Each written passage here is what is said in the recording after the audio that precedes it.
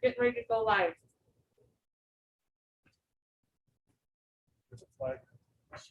It's back to the behind us. It's back over by that door. We came in. Oh, do we need to- Can we bring that flag forward to this area? Just have you. somewhere that we can-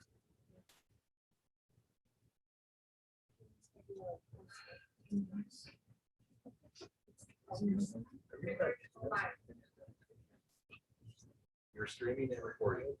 Okay, we are live. So welcome to our special board meeting. Today we come to you from Jefferson Middle School.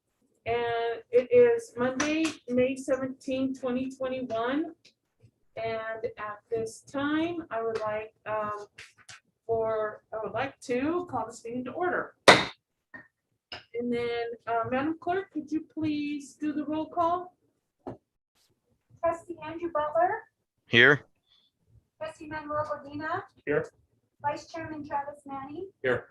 Madam Chair Marisela Pacino. Here. Okay, and if you would like to all stand for the pledge of allegiance.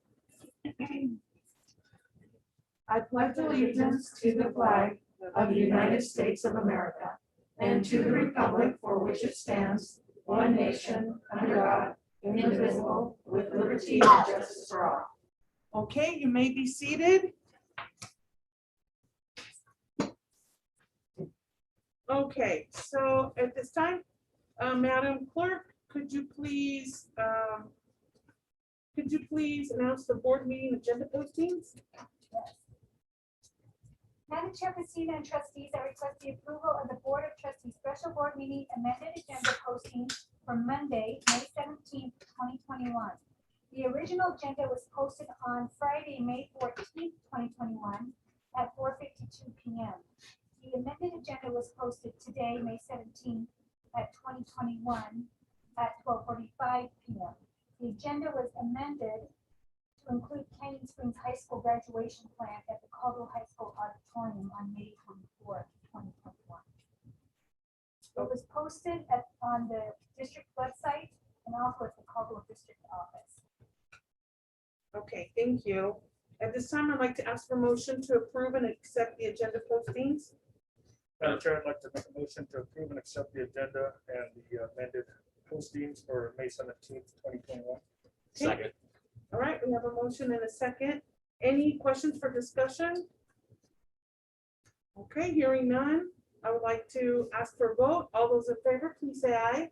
Aye. Aye. Any opposed, nay? Okay, motion carries. All right, thank you. So special meeting agenda. So I was just gonna say for the update on the Canyon Springs High School graduation plan, if we could discuss that during our continuing school operation plan, okay, we'll put it there. All right, thank you. And at this time, I would like to, first of all, thank Ms. Wunderlich for having us here. Thank you so much. Previously, for all those that are out there, we had a tour of the school library. If any of you have students here or patrons who would just like to visit, I would recommend coming here to see all the great things that are happening at Jefferson. It is so impressive, and I'm excited that our kids have these great resources and these books, and libraries are not just about books anymore. It's virtual reality, resources, and all sorts of great options. So, patrons, come and look at, what your tax dollars are helping fund, and, all these grants that our librarian is also filling out as soon as she finds out about it, and we're getting these amazing books. So come on over and check it out. So without further ado, our principal, Ms. Wunderlich. Madam Chair, Christina and trustees, I just wanted to thank you for coming today and touring the building and just open it up if there were any questions I wasn't able to answer that you would like to hear about, or questions you have for us about the building. Thank you. Madam Chair, I've got a question. Yes. I'm wondering if you can review briefly, just for our patrons who, vote on the plant facilities levy, some of the things that have happened. And you were able to show us some of those things. If you would mind talking about the updates that have happened here at Jefferson over the last couple of years. Yeah, of course. One of the things I said on the tour, which our building might differ from some others, is that some of them you didn't see them as much as you felt them. And so one of the reasons I said that today is we are right in the process of updating 42 of our HVAC units in the building. They will all be new when we open next year. We're also getting the new heating and cooling tower, which has been very, very exciting. Again, as much as you can't see it, with the 90-degree weather today, we certainly are grateful to be getting air to work every single day in all of our classrooms, which is huge for having comfortable learning environments. 2 years ago, we were able to update all of the hot water lines downstairs. You don't, again, see that as much, but with doing that, we replaced all the ceiling tiles and also all the lighting. So that really freshened up downstairs as well as made it much, much more functional. So those are two of the big projects over the last 2 years here in the building.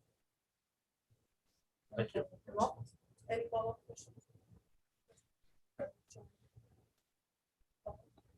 All right, thank you. We appreciate the tour. We appreciate being here. It's been nice. We've been on a road trip for the last 4 months or so. This is our 4th month, so it's been kind of cool, the road trip. So Well, it's been nice to see all the updates that have happened in Caldwell Public Schools and all the great things that have, you know, taxpayer dollars are at work. And so we appreciate the work of, you know, the support of all the patrons, and appreciate the work of the district staff to implement those changes and make sure that our schools are as best as they can possibly be. Agreed. Yeah, we're very grateful. Thank you. Thank you.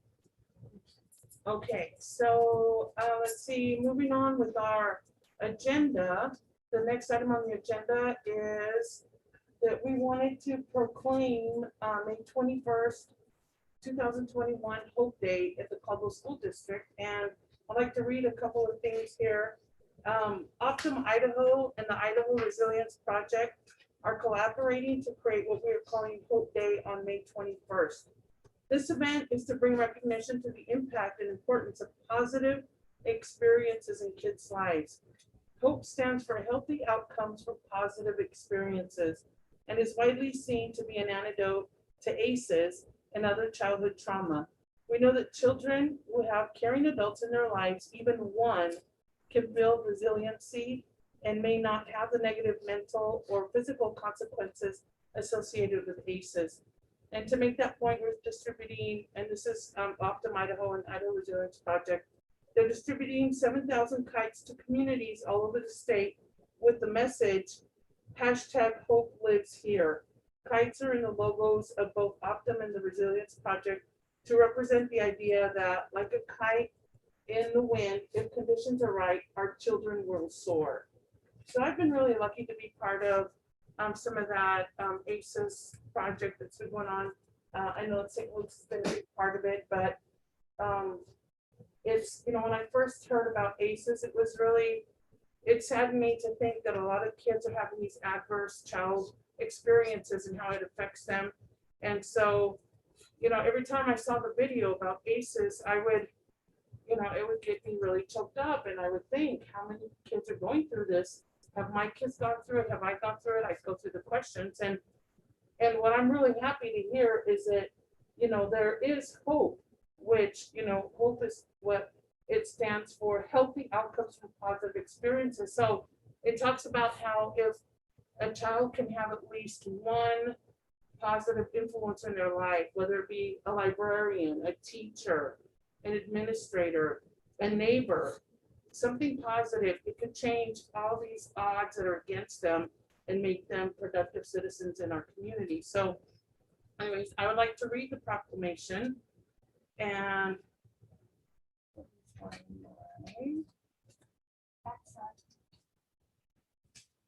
okay, so I would like to make a motion to proclaim May 21st, 2020 Hope Day in the Caldwell School District.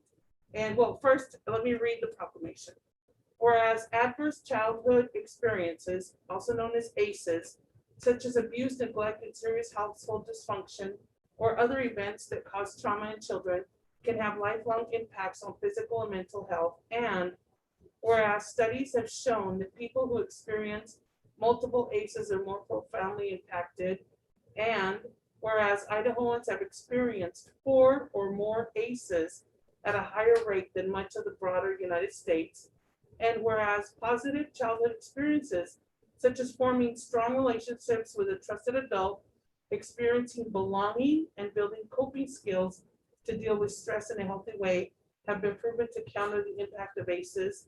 And whereas those experiences promote healthy outcomes from positive experiences, also hope. And whereas Idahoans have shared value in ensuring the physical and mental health and well-being of our children, and whereas May is Mental Health Awareness Month, now therefore Caldwell School District hereby proclaim May 21st, 2021 to be Hope Day in Caldwell. So I'd like to make a motion to accept this proclamation. Second. Oh, I'm sorry, I would like to ask for a motion. As the chair, I cannot make the motion. I would like to ask for a motion. Madam Chair, I make a motion that we accept the proclamation of Hope Day as May 21st, 2021, here in Caldwell School District. Thank you. Okay, we have a second. So we have a motion and a second. Any further discussions, trustees? Okay, all those in favor, please say aye. Aye. Okay, any opposed, nay? All right, motion carries. We have a proclamation for May 21st. Thank you. That really means a lot to me and to a lot of the people who've worked on this project. Okay, so our next agenda is our Zone 1 trustee interview and appointment. So this will be an action item at the end. And so what I would like to just what I would like to mention is that we had 2 applicants as of this morning. However, we received a withdrawal from the second applicant this afternoon. So at this time, we just have the 1 applicant, and let's see. I would like to thank Trish Robertson for being present this evening, and let's see. We appreciate your interest in the Zone 1 trustee appointment. And so what will happen, Ms. Robertson, is that you'll be asked questions from each one of the trustees, and then we will alternate, well, with the questions. So it'll be a total of 2 each, and then possibly some follow-up questions, okay? And then you have up to 3 minutes to answer each question. So you don't have to take up to 3 minutes. Keely, our trusted clerk, is going to have a little timer over there, and she'll be waving at us and making all sorts of noises, letting us know that the time's running short. And then let's see, at the end of the questioning, yeah, the trustees may ask you to clarify an answer that you gave or any kind of follow-up question. You may have questions during and after the interview. We'll wait to answer questions after the appointment is made. And so, you know, we are planning that whoever gets, if we do elect you to be the trustee, that we would have a trustee. We have an excellent organization, ISBA, Idaho State Board Association, Idaho School Boards, those acronyms, Idaho School Board Association, who give amazing trainings, and we will have you included in those. And you also have a great staff at the school district that can also, you know, any questions you may have, you know, they're willing to help you out and sit down with you and explain a lot of our procedures. But, you know, and that may be how you can answer those questions, because tonight it's the interview, and then we'll see if you get selected. Okay. Thank you. All right. So at this time, I would like to ask, let's see if we can have Andrew Butler. Do you have a question, sir, that you have ready that you would like to ask Ms. Robertson? Sure. Good evening. I apologize for not being there in person with all of you, but I'm unable to be there currently. So it's good to be on. I'm glad that we're able to have this meeting and be a part of this virtually as well, even though I'm not able to be there personally. So my first question is what is your view of the purpose of public education? Well, start with the big one. Yeah. All have a thing. Yeah. Well, my belief is that public education is for every student at every level of capability, and that all children should be provided with a quality education in public schools. And that has been a deep belief for my entire life, because I think that we need to meet the children where they are with what they need. And that means all of the kids, whether they're at a remedial level or at the accelerated level, and all parts in between. And then also for public education to not only be the academics, but to also be the social and the how to be good citizens. And so it's a really encompassing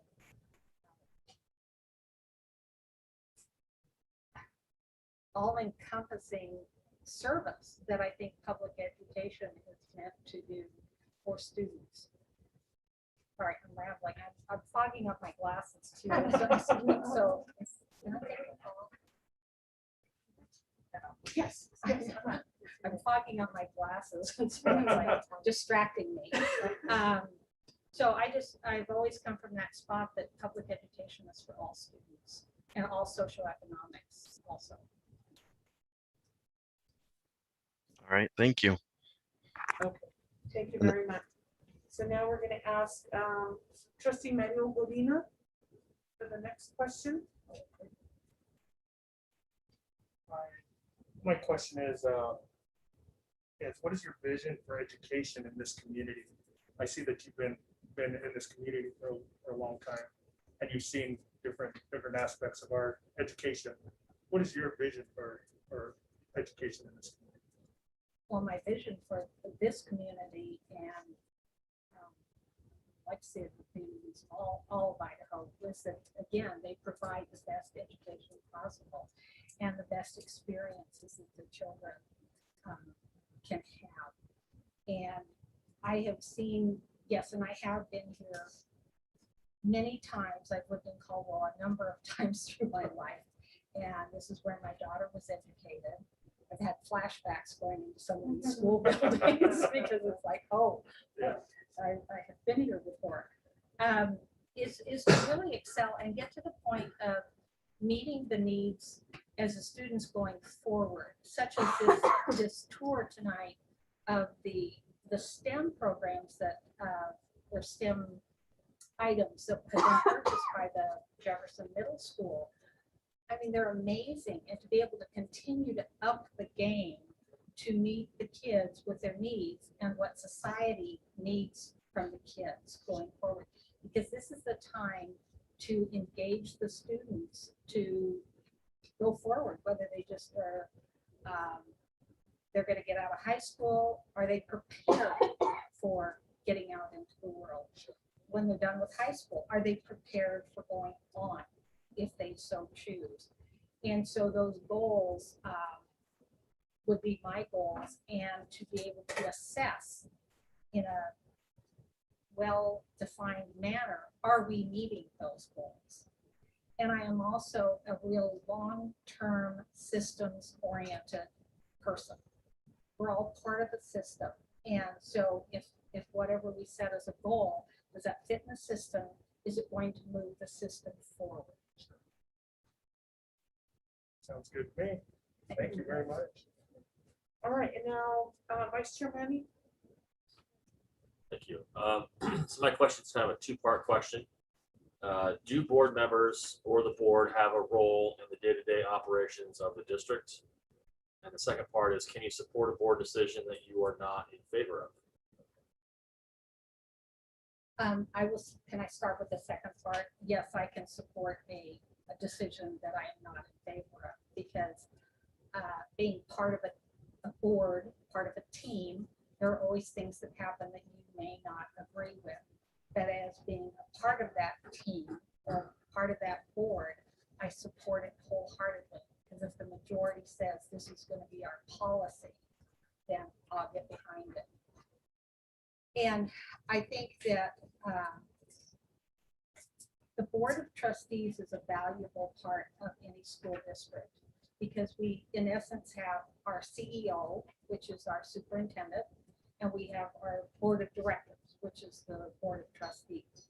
And we need to all be able to work as a team and support the superintendent, support the teachers, support the staff, and of course, support the students.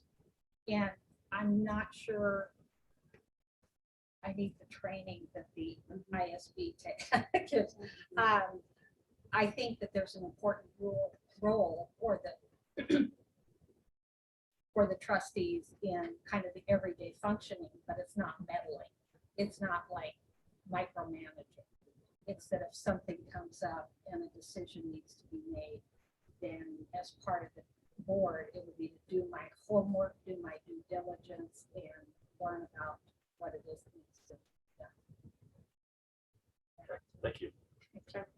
You will learn about how many board members does it take to screw in a light bulb. That's our example. Oh, yeah. Yeah, so, and you're right, you will learn all that, so, okay, good answer though. All right, my question, Ms. Robertson, is, what do you feel are the current challenges facing education and or school boards? I think one of the biggest hurdles facing or challenges facing education right now is schools and teachers and students are not supported by the greater entities out there in a way they should be. I think schools need to be fully funded. I think that teachers need to be paid as professionals, which they are, and being able to provide kids with what they need, whether that's 3 meals a day or, you know, some of the extraneous things that they might be needing to survive and to thrive. And I think one of the biggest challenges is that, again, looking long term, we need to have that support financially. We can't keep good teachers if you nickel and dime them to death. And I'm not aware of what is happening, particularly within the Caldwell School District because of the COVID. But my guess is that there are a lot of teachers that are going to go peace out. I'm tired, I'm weary, and I don't know if I can keep being a teacher because they may or may not in a school district feel supported. I'm assuming that might happen with like nurses too, because we as a society are worn out. So we as for the community of the school, and I think this is part of the second part of your question. Oh, I'm sorry. What do you think are the current challenges that face the school boards? Well, the challenge would be how do we provide what these teachers and students and staff are needing to get past this hurdle that this last year has been and go forward. And so I think that is a big challenge for the school board to be able to figure out, whether that be through collaboration with community people, teachers, students, parents, certainly, as to what are the needs and how might we facilitate meeting those needs. Thank you. That was really good. Okay, so we're gonna go back to Trustee Butler. Are you there? I'm still here. Thank you. Yay. Okay. For your second question for Ms. Robertson. All right. So my second question is kind of a chance to give you the 30-second elevator speech. So the question is, how can you contribute to a successful board meeting? So maybe 30 seconds? I thought I got 3 minutes. well, you got 3 minutes. It's that 30-second elevator speech to kind of sell yourself and who you are and everything.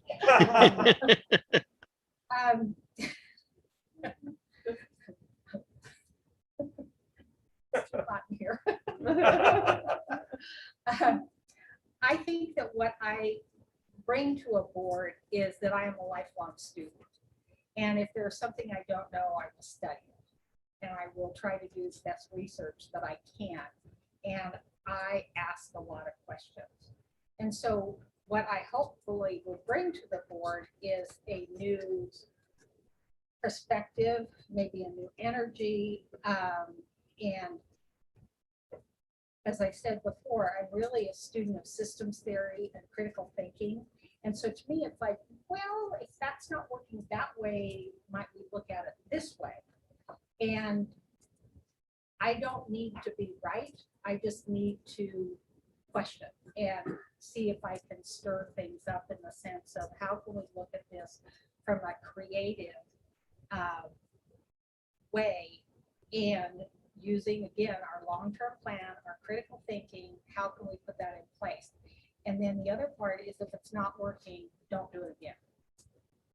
Because, as they say, insanity is doing the same thing over and over and expecting different results. So I think we need to be able to adjust, and I think I have those capabilities to come to a board meeting and say, is this working? Yes or no? So how might we look at it differently? How's that for 30 seconds plus? That sounds great. Love that answer. And we love that, because we do need to hear perspectives of different, Yes. different minds. Yes.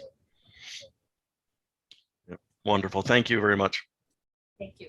Okay, and now back to trustee Godina for your questions. sir. Yes, and this is a funny one because because of COVID and all of last year. Do you have sufficient time and energy to devote to this position? You may not know, but we meet every Monday and for 4 or 5 hours a day. That's what it I'm just seemed kidding. like. No, we do meet again. We do meet a lot, but a lot of it was through COVID and stuff and trying to get our system in place. But I'm thinking now it's gonna kind of go downhill and we're gonna coast. So Go downhill and get worse, or go down and get easier. no, easier route. Yeah. I think that for me, I will find whatever time it takes. I am a committer. When I commit to something, I follow it through. Yeah. Sometimes it might be a challenge, but I will find the time. And right now, currently, I am more or less, if we ever are, retired. So that makes a difference. During COVID, it has been a real challenge because I kind of wish I'd had a place to go work. But I had kind of a heads up on the number of meetings that you have per month. And I kind of looked at that hard and long because I don't commit to something if I can't do it. Sure. So I'm willing to take whatever time it takes. Yeah. And I did hear that May was kind of a crazy month because there's so many. It's other okay. things. We get some great snacks from our clerk and we get to see everybody. And May is kind of like a celebration for a lot of our kids and the staff, and so that's always a good deal. Yeah. That's, my take on it. Thank you. All right, and now Vice Chair Manning. Okay, thank you. So my question is, what do you see as the primary role of school counselors?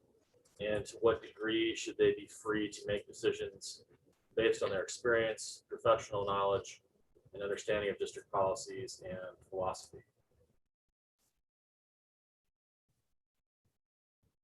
That's a great question. I am not sure what the role of school counselors are today in schools. I know that when I was in graduate school, becoming a not school counselor, a lot of the school counselors were really concerned that they were going to be doing what they called administrivia, just recording the grades and doing this, and they wanted to be counselors with the kids. And so in fairness to my answers, I don't know how much is administrative for the school counselors, but I do know because I went to school with them, they are really well trained to deal with children, students on a one-on-one basis. And they have their own ethical guidelines that they, adhere to. They have their own educational background on how to deal with developmental and all of the things that children go through as they start kindergarten and come out of 12th grade. And I would trust the school counselors. Now, within that, they obviously need to be able to function within the rules of the policy of the school district. And again, I can't really speak to what some of your policies are because I have not carried that out yet. But I think school counselors need to be able to do their job as counselors. Thank you, appreciate it. Okay, so now for the last question, and this is the pop quiz question. Uh-oh. So we, as a board, we were a very new board a few years ago, had a couple of new trustees, and I've been fairly new. Vice Chair Manning has been here since what mountain was created? 6 years. 6 years. So, we're a fairly new board, and as a board, we want to be cohesive. I think we want diversity. We want all that kind of, we want different points of view. And so we went into some training and to see what best would fit our board. And so my question to you, to kind of, so that we can kind of gauge and see, is, what you think and what compared to what we had thought, in our sticky notes, what we had thought. So the question is, what do you think are the basic requirements for successful school boardmanship? Just basic requirements. What do you think that? So you're saying, asking for the basic requirements for a trustee. Yes. I think a basic requirement is, And we have like 10. No. No pressure.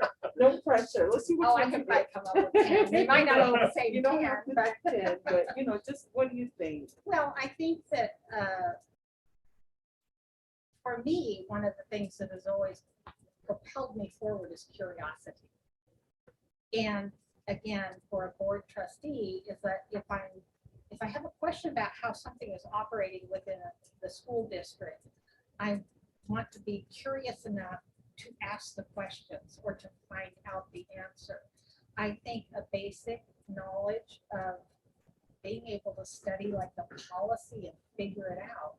And if I can't figure it out, then I know that I need to either go to a trustee or Dr. French and ask a question and try to get on the same page as the rest of the trustees regarding. So I think a curiosity, a basic level of academics not the word I want to use, but just to be able to read and write and have some skills when it comes to analysis of what I'm reading. Is that sufficient? Do I need to come up with the other 8? No. Just so you know, when I came up to for election, I was elected, so I didn't have to do the interview, but I had no idea, I had no clue. I just was told that you'd be a good board member, and then a lot of it was the training. That's what the biggest thing is, the training, and try not to ever miss a training. But that was me, but anyways, yeah, so that's good. All right. Well, when you said that there was a training, it was like, Yes. okay. Yeah, there are several trainings a year that we go to, so. Mhm. And they're really, really good. I just can't imagine not going to them, but yeah, they're very, very good. If we, as much as we can. Okay. Because one quality is also being willing to be thrown into the fire, so to speak. Oh, yeah. Because- Well, Dina does that very well. We throw him in the plate. I think we were thrown in the fire this last year, or the year Oh, before this year. It was. We had to kind of scrap our way through it, but I think we did a fairly good job. I think that, I can only imagine that the need for flexibility over the last 12 to 18 months has been an absolute necessity for the board superintendent, the staff. I mean, it's just the chaos that has been coming at every turn. Flexibility. Yes. I understand so for the board, how much I appreciate that they held true to their values. That they stayed together with all the outside social media experts in medicine and disease control. I mean, if they stay true to the values of, and listen to the experts, the true experts, and it has been a challenge, but to be cohesive was key this year, and we have had a run, and it was challenging. Yeah. So It was I joke about it, but it was, we learned a lot as a group. I mean, you have a great support system if you're elected onto the school board with these young ladies on your left. They all seem so confident.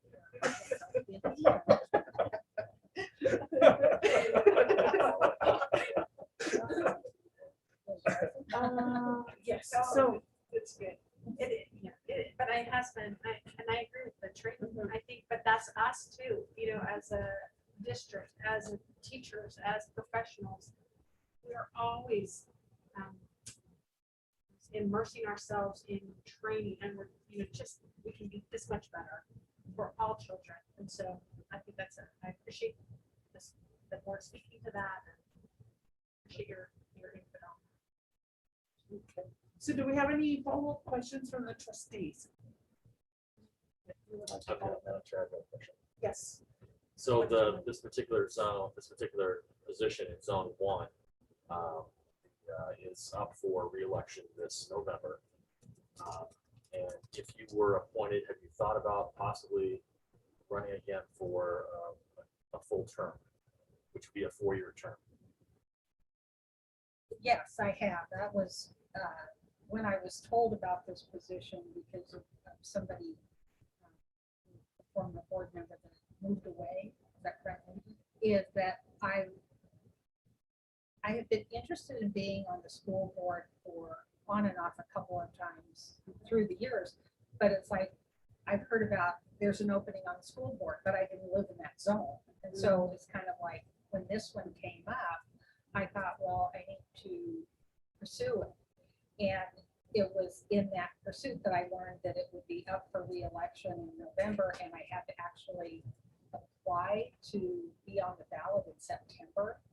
So you guys are gonna have only 2 or 3 months to tell me it's worth it. It's worth it. Till It's worth it, September. yeah. But no, my original intention is that if this goes forward and I am elected, appointed to the board, I have all intentions of running. Yeah, I have no clue what that means, how that looks, but I figure, again, I have a group of people that would support me in that, but no, I would plan to run for a 4-year term. Thank you. Any other follow-up questions? I just got more of a personal question. Do you have grandkids that go to public schools, or are they older No, or younger? my daughter graduated from Caldwell High in 1995. Oh.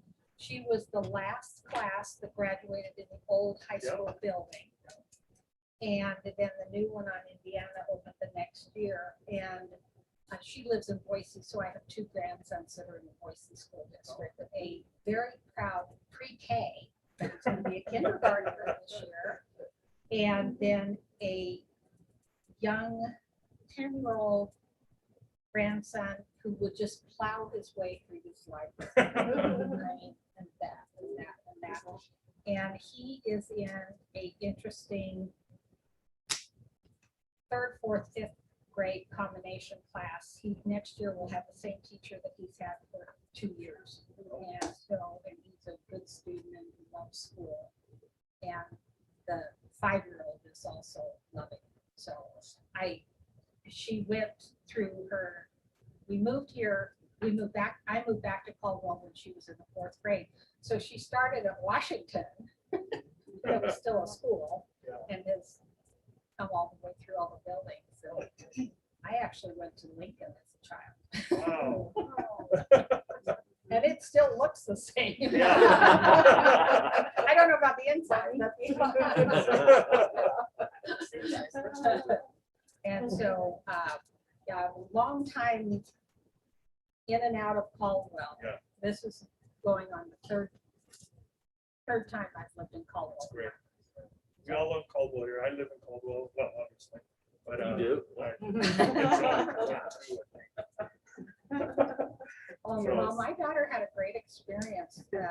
I was intrigued at the last board meeting when they were reading through the Honor Society kids that graduated.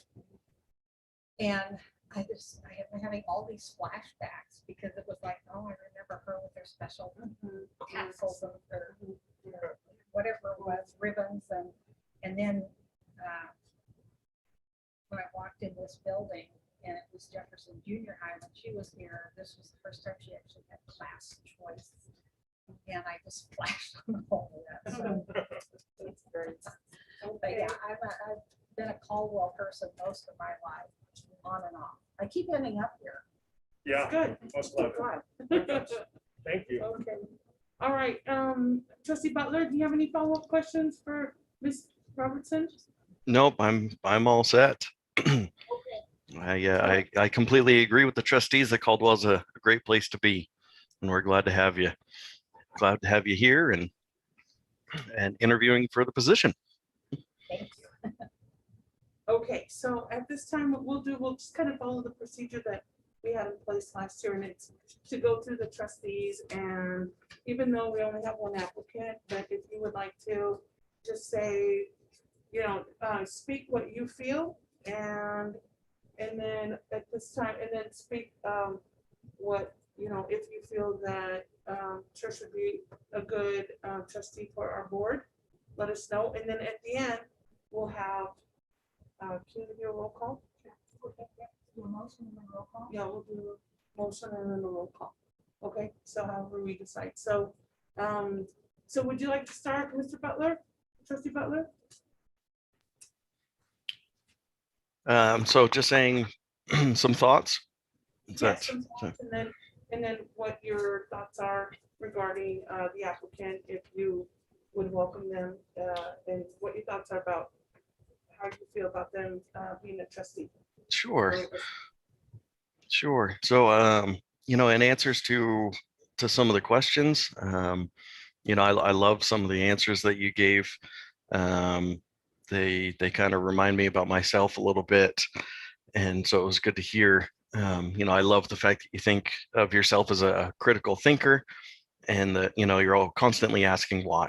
I think that's a great attribute to have, especially coming into a new situation and being willing to ask those questions, instead of kind of sit back and kind of hide. Sitting on the board of trustees is not a place to hide at all. And so I love that aspect of yourself that you brought up, that critical thinking, that curiosity that you mentioned. The idea that you have that long-term vision, instead of getting caught up in the day-to-day activities. Those are all great attributes, great answers that I'm hearing. And so for that, I absolutely would welcome you onto the board with us. So thank you for applying, and thank you for being here. Thank you. Thank you, trustee Butler. Trustee Godino? Mrs. Robertson, I'm glad you're a breath of fresh air. I think you really gave some great answers. You're part of this community, and I'm glad that you applied here. Some of those questions are tough. Some of those questions are very tough, and you probably don't know the answers, but I'm glad that you gave it a go at it, because I was in the same position as you. I had to answer some of those questions as well too, and I don't know how good I did, because Travis or Marcela never told me. But obviously I did okay. I'm here. But I loved your answers. I love you elaborated. You didn't, you said you were rambling on. I loved how what you were saying. And I would love to have you as part of this group of board of trustees. Vice Chairman.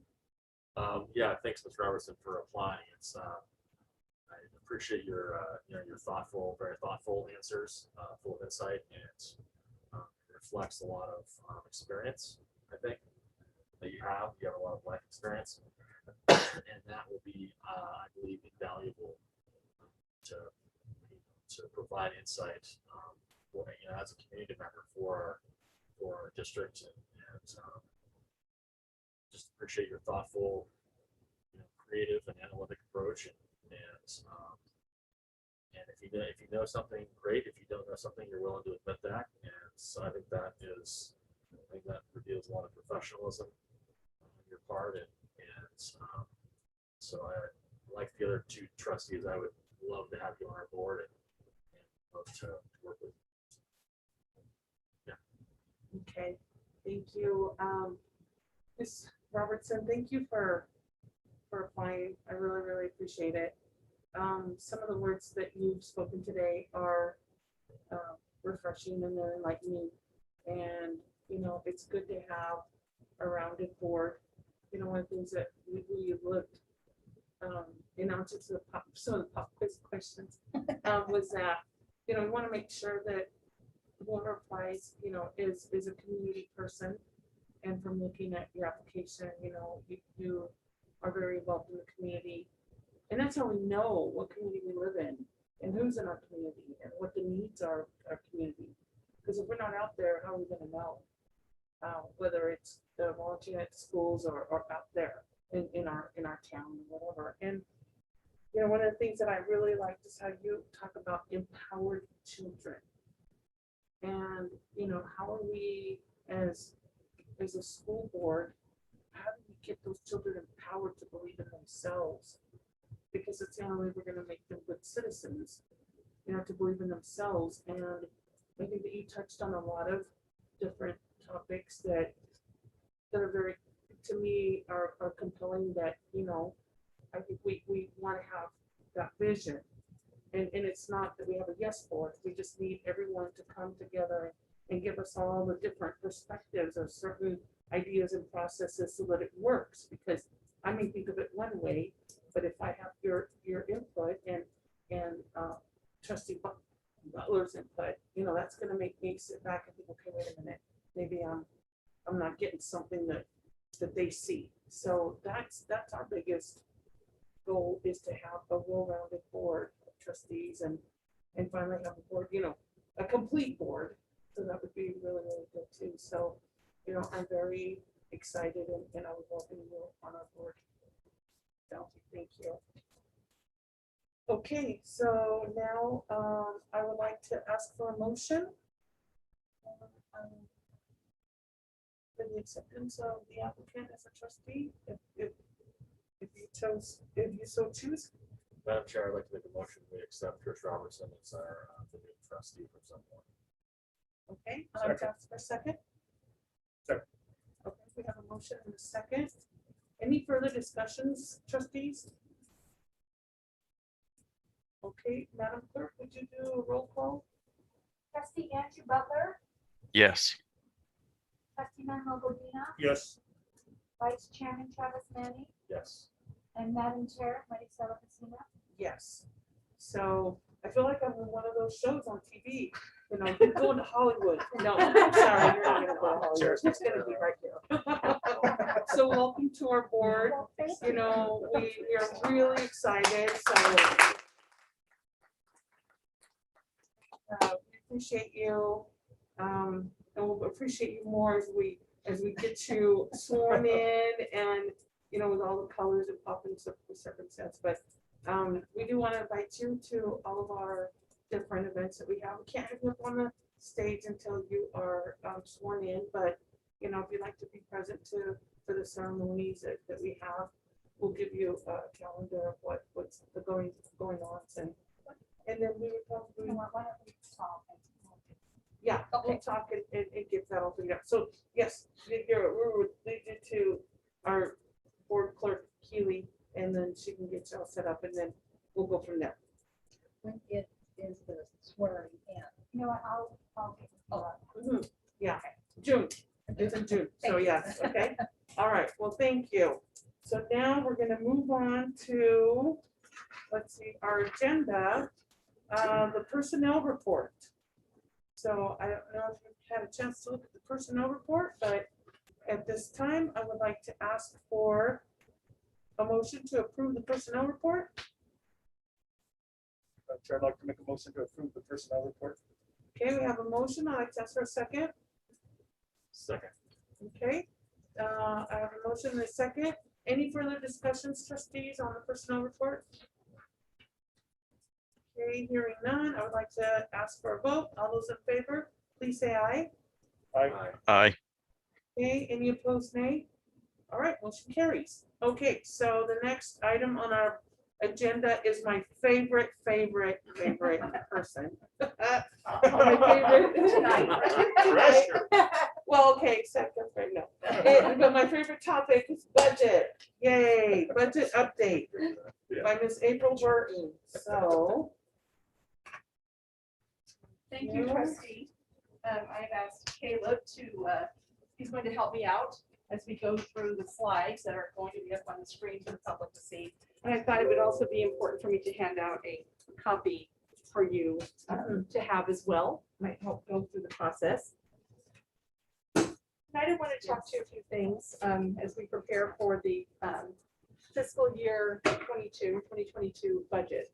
We'll be talking about our current budget, we'll be talking about our proposed budget, and some things that we need to think about going forward. As always, I like to tell you how the assumptions that I use when I create a budget for the fiscal year. So one of the things that's always fun is to estimate what your student enrollment will be in May, of how many students are going to show up in August.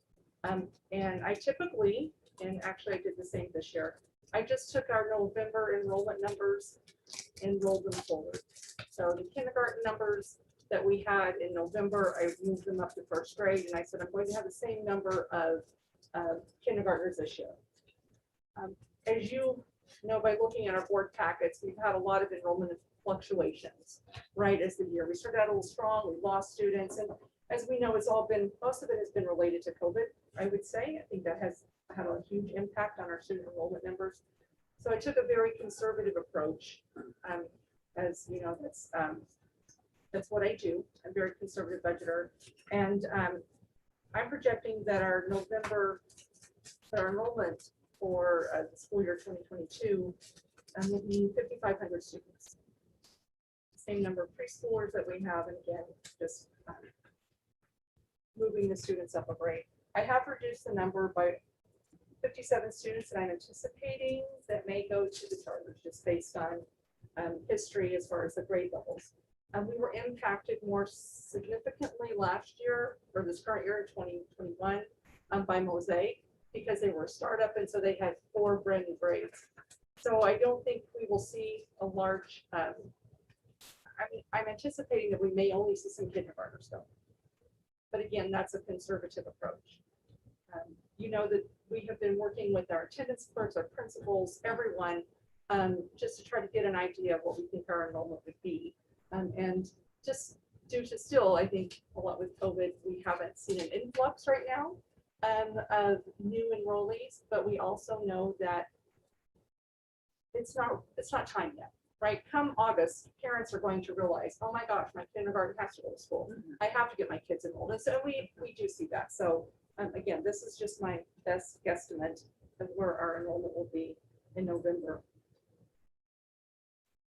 It's something that we need, and so when I calculated my budget, I calculated using an average daily attendance of 91%. Because that too is a very conservative number, right? Looking at where our average daily attendance has been during COVID, it's been significantly lower, but we felt comfortable as an admin team. We said, this is the number that we should at least base the budget on. And if we were being funded based on those numbers, we would qualify for 247 support units, which equates to 272 FTE, or our full-time equivalent of our teaching staff and counselors. But we're in a unique position because we have seen declining enrollment. We do have a protection of 97%, and that 97% is based on enrollment calculation for this year. So as you can see, the difference with the 97% protection, we will qualify for 275 support units, which equates to 302 FTE.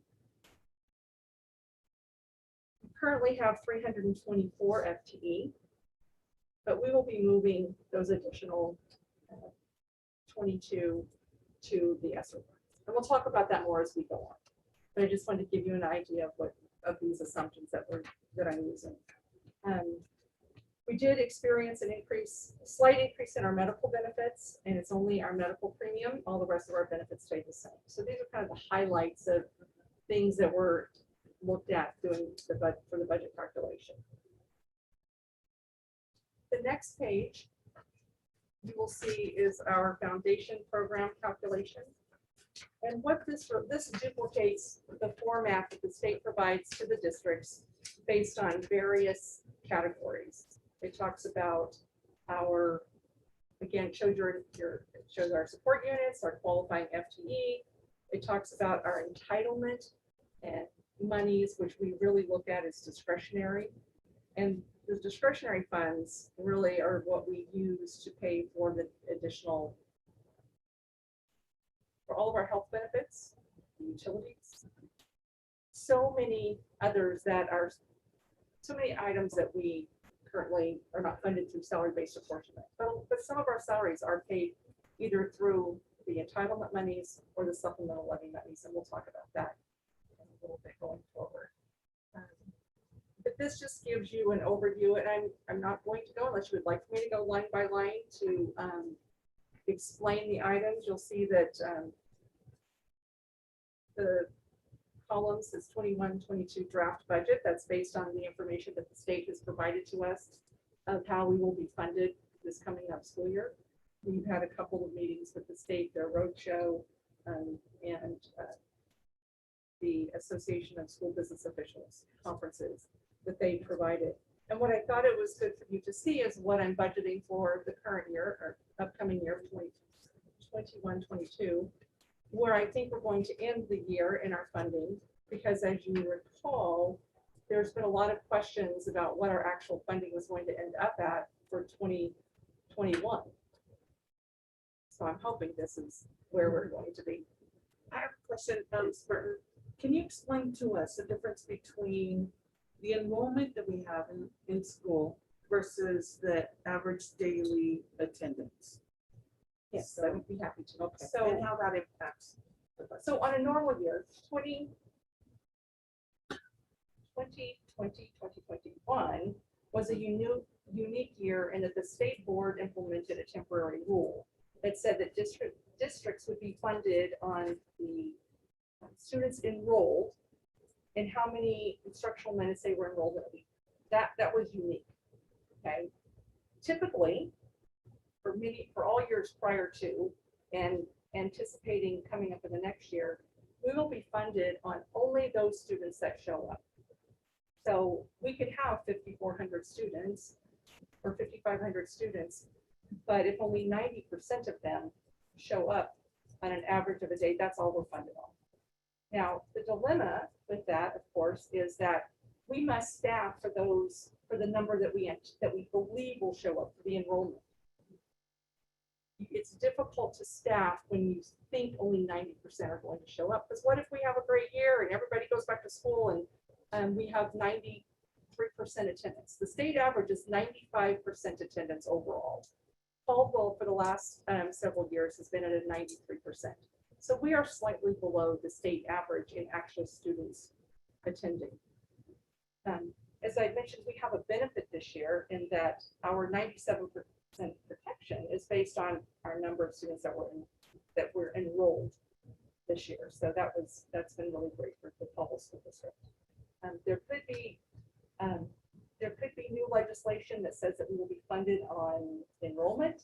We're not sure. As you know, the legislators have not left for the year, and there's a lot of things that can take place when they leave and if temporary rules go away. So I will keep you apprised of that. Hopefully by next month, I'll have more information of what we're looking at. But I felt that, just to show you the numbers, the great thing is we are going to have that 97% protection from the enrollment, which gives us an additional FTE that will qualify for more funding and additional FTE for 2022. 21, 22. Okay. And I was a chairman of the senior trustee, so there is still some, what do I say? Say we're in a state of flux. So we are, right now, temporary rule is still in place to fund on enrollment because the House of Representatives has not declared sine die. Senate has. And so now we're all, it's very confusing. So April, you can speak for yourself, but I'll jump in.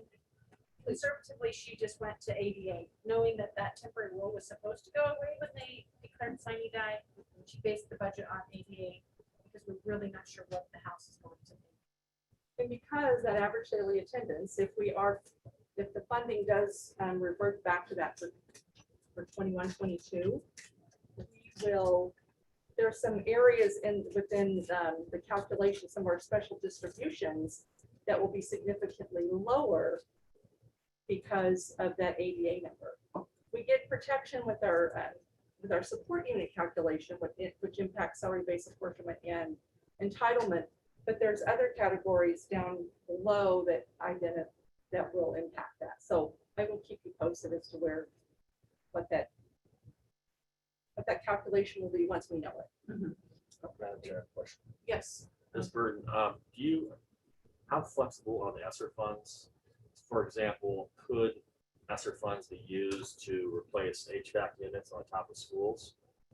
That is a great question, Trustee. Yes, they absolutely can.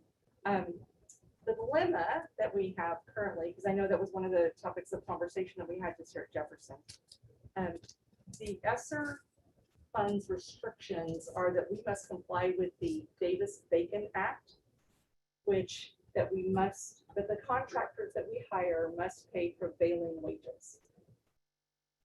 So prevailing wages are typically a higher rate than what a contractor might pay. And when we had bid the jobs, this project had already been in the process of getting completed and bid, and it was not bid with prevailing wages for Davis-Bacon wages for this particular, for Jefferson. But we have so many other projects throughout the district that will qualify for Davis-Bacon, and that is how we are doing really all of our upcoming projects that would have normally been plant facilities, but that will qualify for the ESSER. Because the ESSER funds, as far as facilities upgrades, it's repairing your HVAC. It's replacing windows. It's any construction project that could improve air circulation. And remember, ESSER funds are to prevent, respond to, prepare for COVID, for this pandemic. So there has to be a relationship between COVID and these projects. But we are looking at every way that we can, and I'll talk about that a little bit more down the road. But one of the allowable uses for ESSER funds is to keep people employed due to. So that's how we can move our staff. That's why we are moving 22 FTE over to the ESSER funds, because we are keeping people employed so that we can address learning loss by having smaller class sizes. So that's really the decision that we have made, and we felt it's a great use of funds, is keeping all of the staff employed, and there'll be no layoffs, and it will allow us to keep class sizes low. Did that answer your question? Probably more than one. Oh, that's great. Thank you. And if you'd like, we can go through this list, or we can just. Let's start on line 1. One more. Support units.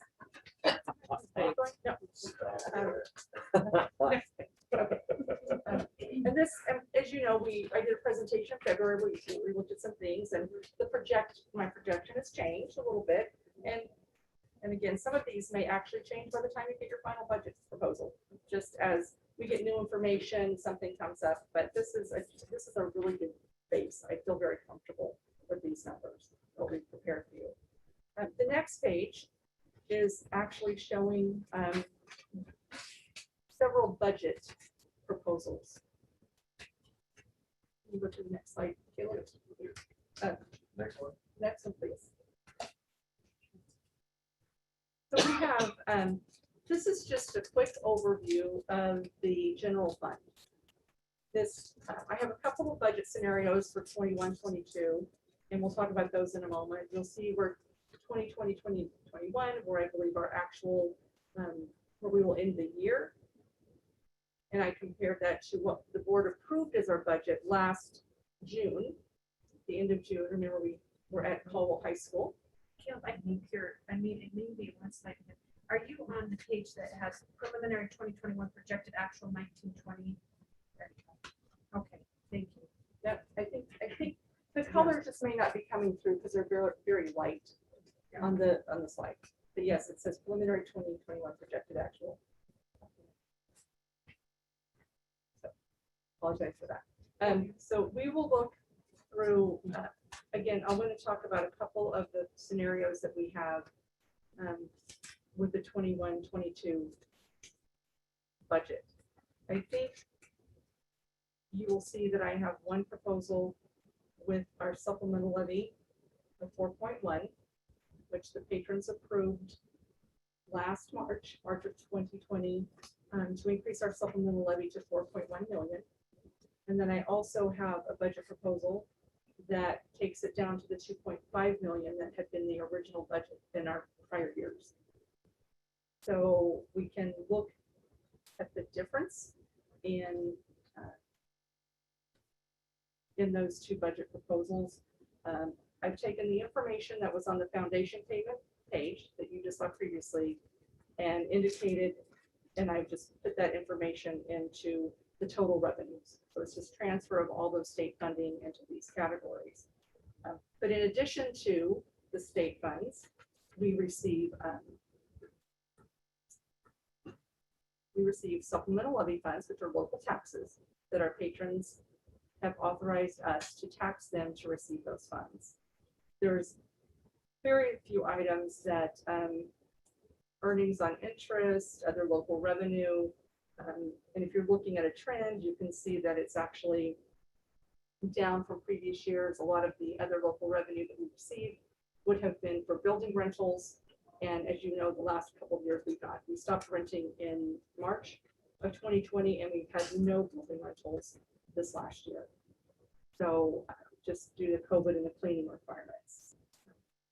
So if you look at those comparisons, like I said, from your state-based support down to your other state revenue, those basically are items that we carry forward from the previous page. I do want to point out for the 2020-2021 projected actual, there's an item at the very, it's about the middle of the page, says other federal revenue of $1.9 million that you will not see being carried forward from 21 into the 21-22 school year. And I want to remind you that those were the coronavirus relief funds that we received from the government. It was a one-time money. They were flowing through the district. So we will not have those funds, but we absolutely utilize them this year. That wasn't the CARES money, that's different. It is different. These funds right here were monies that the governor had been given, and he flowed from the CARES Act, and he distributed them to school districts.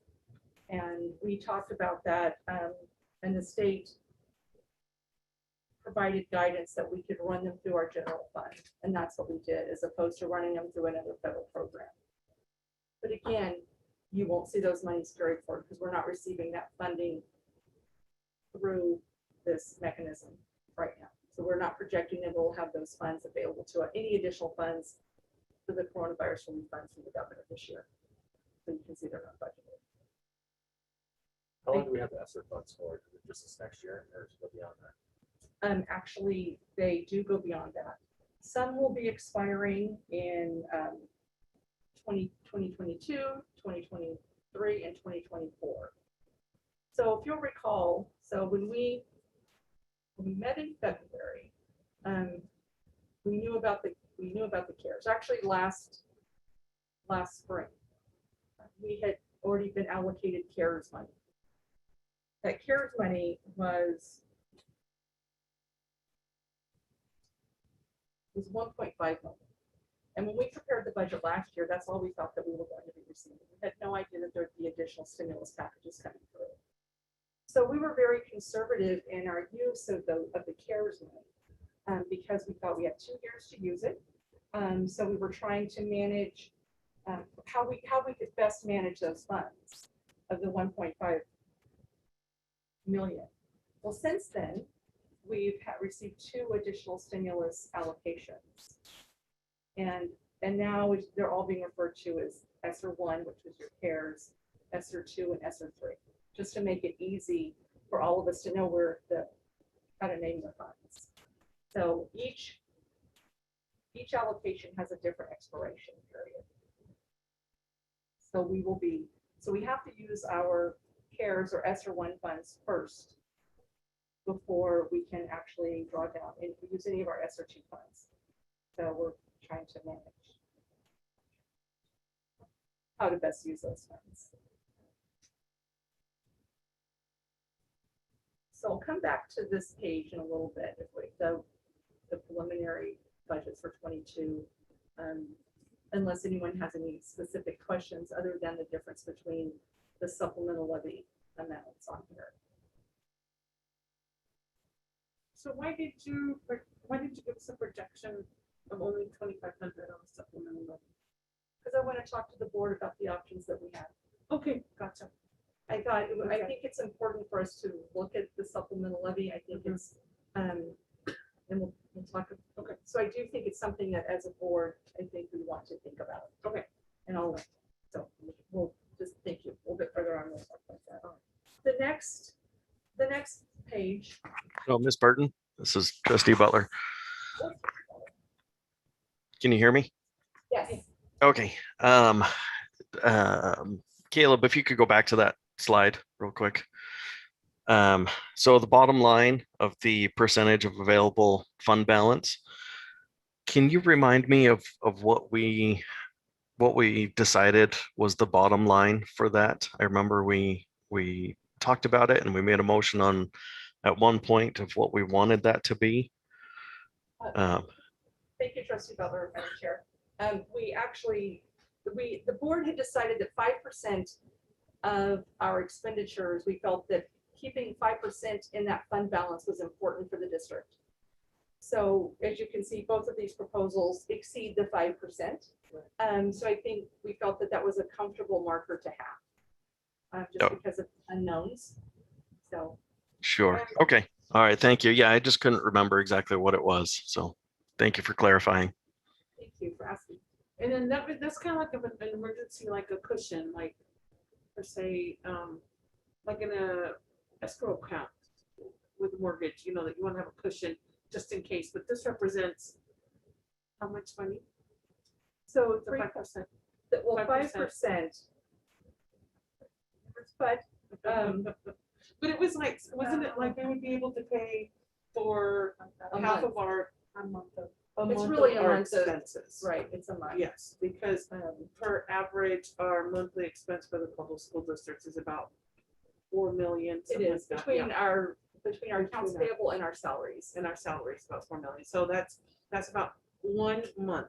So It is. just for those 5%, we want to make sure that we understand it's not, it's not like years of savings in a savings account. It's 1 month of expenses. Well, and you can see, Madam Chair, that actually the blue column with lowering the supplemental levy, that's a 9% calculation, but it barely covers, if that 9% barely covers 1 month of overall expenditures. That's really, so if the board chose to increase that amount, that would be fine with me. But I think we felt that the lowest we could go would be 5%, that we would feel comfortable having that in a savings account, if you will. Because that really is what you're doing, is you're building up the funds for an emergency. All right, thank you for that clarification.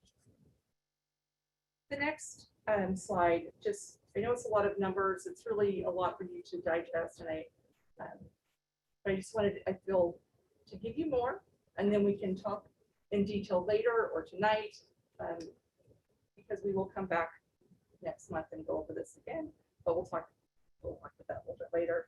I thought it was important for you to see on that last page, the other state and federal funds, comparing what we believe our fiscal year 22 allocation will be compared to what we received in fiscal year 21.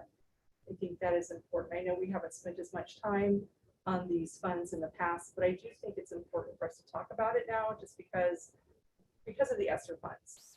And again, with most of these funds, they're very restricted on the use of funds. ESSER funds have a lot more flexibility than, let's say, your Title I or your migrant or your Title II funds. They're pretty prescriptive as far as what we can actually use the funds for. But with ESSER, they have given a lot more flexibility. And again, specifically, how to use those funds for upgrading your HVAC systems or repairing buildings. Because typically, as a school district, we have not received funds, federal funds, that allowed us to do any construction projects. So it's really a whole new world for us to have the availability.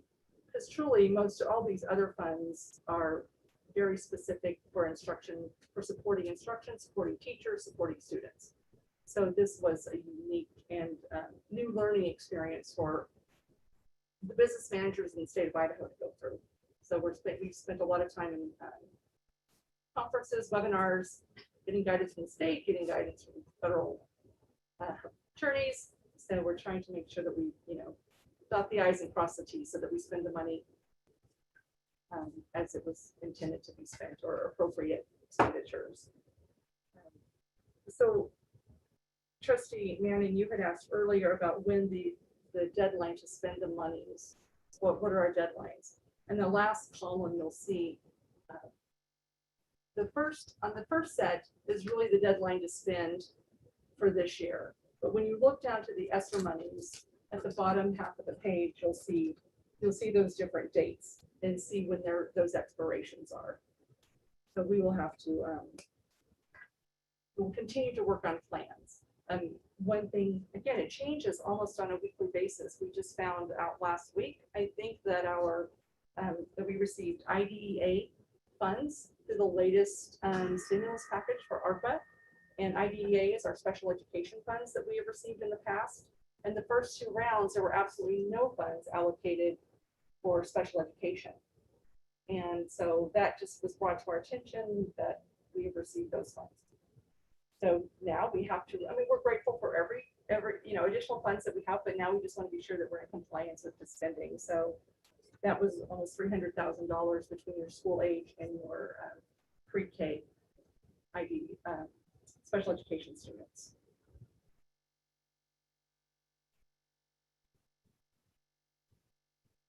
Any questions on this page? I do. Oh, Madam please.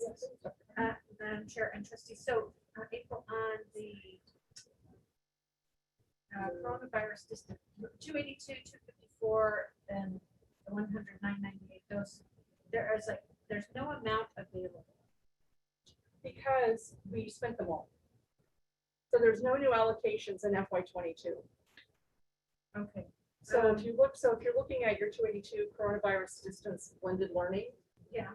there were no additional funds this year for the next year for 2022, but for 2021, we received 331,000. We spent all of those funds. That is what allowed us to buy Chromebooks and laptops for our teachers. We had to write a grant to the state telling them how we would spend this money. And it was for the blended learning model, which is your remote, your hybrid, And so we will not, so if there is nothing in the blue column for these, Right. So, but I guess the ESER 254, those are the funds that we have been instructed to use. right, and so that's why it's showing the amount available. I just wonder if the amount available was, So this year, so you could, if you look at, I know it is somewhat confusing, the allocation for the ESER 2 for this year, we were told the allocation of 6.4 million. I'm not anticipating that we will spend any of those funds in Okay. 2021. okay. So they will all be available next year. Okay, thanks. So thank you for clarifying that. That's something I can add to. It's not additional $6 million.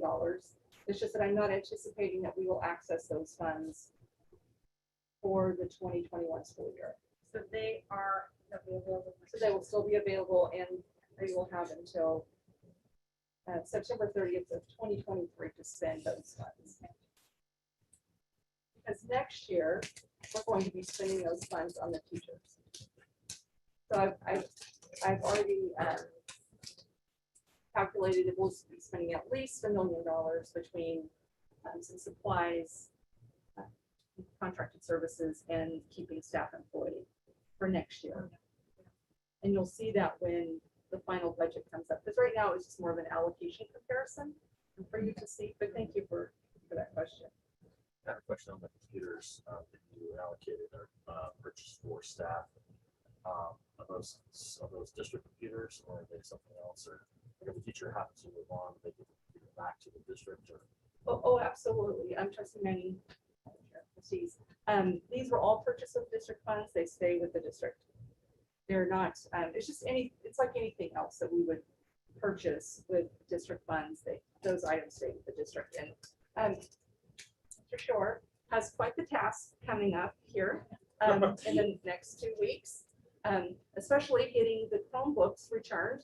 And Ms. Langdon will be can attest to that, the challenges that the schools have to get the Chromebooks turned in for over 5,000 students, and then accounting for those. And then we'll be accounting for the teacher Chromebooks or laptops.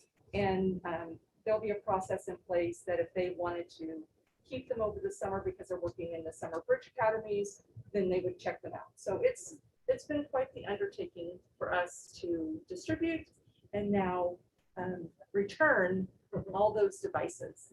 So, which has been great. That's a great opportunity. But we're using one of our library systems actually to help us manage the inventory control called Destiny. And so it's been a great opportunity for us to use that program. Yes, so I'll be long answers. I can't just say No, yes. I love it. No, I cannot just say It's a yes, logistical yes, nightmare. trustee. That is a good yes or no. There are. This is where you shine. I feel like you need to. I want you to the backstory. No, I it's do good. that. I appreciate that. Do lots of love. That's good. More information is better than less. Did that answer? And so again, I want you just to have the details. So That's good. the next slide just kind of goes to your questions. Actually, as I had indicated, we do have numerous allowable uses. And the handout was posted in board docs actually in February. So you would have to go back to the February board doc meeting to see the allowable uses for the funds, but I'll send it to Keely and we'll get it posted again for this meeting, along with this presentation. So we'll have her put that on the board docs, so you can refer to it, and then in the public, it'll be available for the public and allowable uses. But I did want to point out, as I said earlier, that we're ESSER monies, the underlying purpose is this is what the expenditures must be related to. If you can connect an expenditure back to this underlying purpose, then we feel very comfortable. It's because we felt one of the main uses was keeping people employed. That was what came out with the CARES Act. The allowable uses for every one of the ESSER 1, 2, and 3 was to keep people employed. ESSER 3 has a specific component of addressing learning loss. So 20% of the ESSER 3 funds must be used to address learning loss. And we will have to put that in a plan. We will have to indicate what we're doing, how we're going to address the learning loss, how we'll be spending those funds going forward. But, you know, and people throw out all the time, well, just use ESSER money, just use ESSER monies. Well, it sounds easy, but coaching stipends, just give coaching stipends an increase. Well, unfortunately, I don't know how coaching and athletics really relate to ESSER. I just have not been able to connect those dots. I tried. What does ESSER stand for?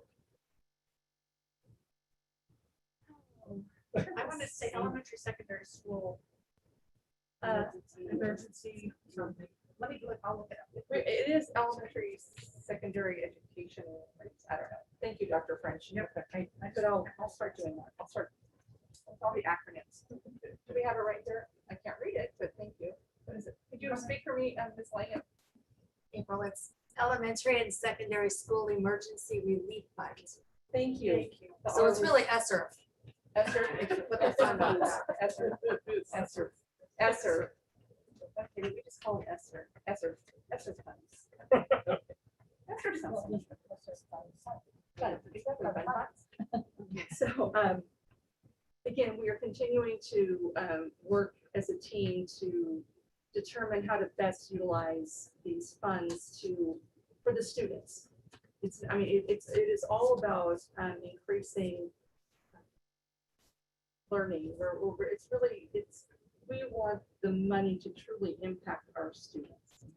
And so that's why we're looking at hiring instructional coaches at the high school, because they do not have instructional coaches in the past. We are hiring social workers with these funds to address the social emotional impact of COVID. So we feel we're on a great path, and we will continue to update the board in the fall. Yeah, well, I was also, I'm sorry, Madam Chair, trustees, I was also thinking, people, that at the July retreat, kind of give you how the summer school, so we do have summer school bridge academies taking place in every school. And students are being invited to participate, that their principals may, or teachers may feel there is concern, so that we can get them jump started again for the fall, that we can give you an update in July, and then an idea of, this is what we would like to, this is what we'd like to use the ESSER funds. I would also say people would price things better, child nutrition. That is a department that has, because of the lack of students being in school, we've provided meals all along the way, driving buses out to their neighborhoods. It's still, they have not been able to self-sustain. Yeah, they've not generated the revenue that we normally would had students been in school. And we did keep all of those employees full. I mean, they kept them employed all year. So that you'll see some transfers of that, and we'll talk about that. We do anticipate that there'll be some transfer expenditures into ESSER from the child nutrition program, because right now it's projected to take almost $1 million loss. Because again, you hire the people, you have to be prepared. We didn't know, and we could have responded by laying people off, but we felt that was, we knew we had these available funds. We felt that was the right thing to do. So we have been keeping people employed and feeding kids, because we have offered food all year long in some capacity to the students every day. So that's another one. I think that would be something we put on the agenda, update in July. More detailed look at it. ESSER, thank you, Dr. Frank. ESSER 3 does have a requirement that districts put a plan, they post a plan on their website, and they allow public input. So we're waiting for a little bit more guidance from the State Department. We're waiting for guidance from the federal government to what that plan needs to entail. And as soon as we get that information, we'll be sure to post it on our district website by October 1st. That is the deadline. And if you recall, that was allocating ESSER funds has been somewhat of a political issue, where spending authority must be granted by the state, and they have not been At this point, we believe they've only given us spending authority for half of our escrow funds. Right. So we will keep you posted. But the plan may only deal with the first half of those funds. So, things to consider. So what do we want our supplemental levy amount to be? As I mentioned earlier, we would come back to that. Do we want to continue with the approved 4.1 million? As you recall, in March of 2020, as I said, our patrons approved an increase from 2.5 to 1.4 million dollars. Because when we went out in March 13, I believe, didn't know what COVID was, other than in other countries, and we knew that we would have an impact for the charters coming in. And we told the public, if, give us a year, let us increase this amount for a year, because we don't know really where our staffing needs to be after the opening of a new charter and continuing grade levels at other charters. So, and the patrons did approve that for us. But then March 20th, everything changed, right? So we were grateful for the fact of the additional amount of our supplemental levy, because we did not anticipate, nor could we project the decline in enrollment from what we were projecting for the year to what actually happened this fall and then this entire year. And we have projected because of the charter schools versus COVID. Absolutely, we had no idea. Because I do think maybe naivety, but even in the summer, we felt, even when we were preparing the budget for next year, we only knew that we had the 1.4 million in the CARES or ESSER 1.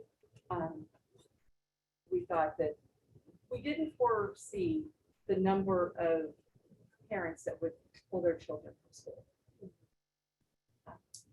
We know that if we had over 300 students enrolled in the Caldwell Online Academy, and had we not, Dr. French not said, we are going to have an online academy for those parents to have a choice, we could have lost another 300 students and teachers as well. So we couldn't foresee that. So we were very lucky that, one, we had the supplemental levy this year to allow us the flexibility of keeping people employed. We're very fortunate that we have the ESSER money going forward to help adjust with that. So my question to the board is, do you want to keep the 4.1 million? Do you feel comfortable reverting back to the 2.5 million for this year? One of the options that would provide some tax relief to our patrons for this year, because we do have the fortunate to have those ESSER funds available that we would be using to keep people employed, which is what we would have been using the supplemental levy funds for, right? So that's really that's a benefit to us. But we need to be prepared and know as we move into next year, we will have to go out for renewal of the supplemental levy. It expires at the end of this year. Yeah, I have a question. So what's your understanding of the impact of this legislative session? You know, they talked about trying to influence and tackle the property tax issue. As we all know, property taxes have gone sky high in the state of Idaho for various reasons. And so there was a bill, I think Representative Moyle's bill passed here recently. What's your understanding of the impact of property taxes? Was that issue addressed effectively enough, do you think? Or not, as it relates to, we're trying to kind of thread the needle here and like, okay, between knowns and the unknowns, what is the tax burden on patrons? And what is the legislature been able to do about that, if you know? Well, what I understand, and I'm not an expert on this, I know Trustee May Chair, Senior Trustees, that that bill has more impact on cities than it does on, it has theoretically no impact on districts. To the extent that we aren't restricted about increasing our budget. I mean, we can increase our budget with this tax bill.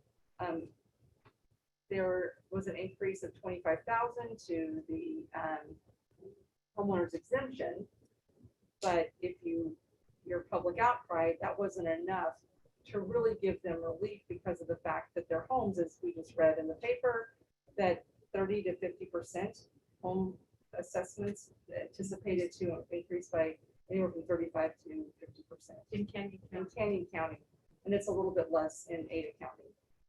So that's what I wish I could speak more intelligently to that tax bill, but I don't feel I can. I just wanted to, as a board, I would like as a board just to think about what your options are with our patrons, and I'm hoping, well, it will depend on the board's decision how you want to move forward. Because if we did reduce our supplemental levy, our tax levy rate would decrease, which would provide some relief. I don't know how much, because again, our levy rate is only based on what the assessed value is, and that's not something we control. If you recall, yes.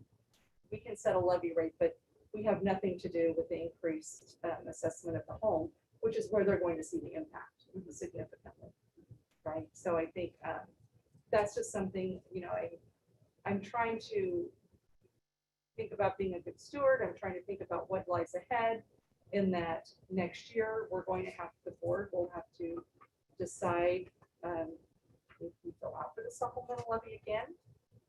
We've had a supplemental levy, I think we figured for, I don't know, last time it was 50 years, it's been a long time. We've had a supplemental levy in the Caldwell School District for many, many years.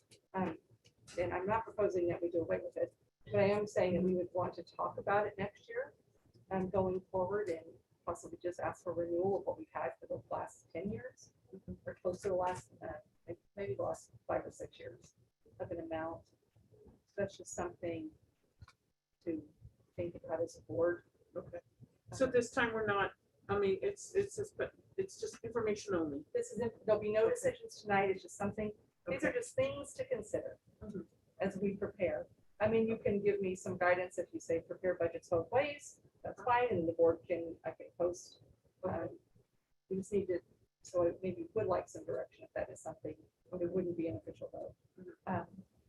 The other thing I think I need you to be aware of is there was another bill, House Bill 388, that basically has stated that no money will be withdrawn from the Public Education Stabilization Fund for fiscal years 2022 and 2023. So what that means is it is in legislation that if the state appropriation somehow falls short, because remember, the state is also preparing a budget. They start in September and then they revise it in January.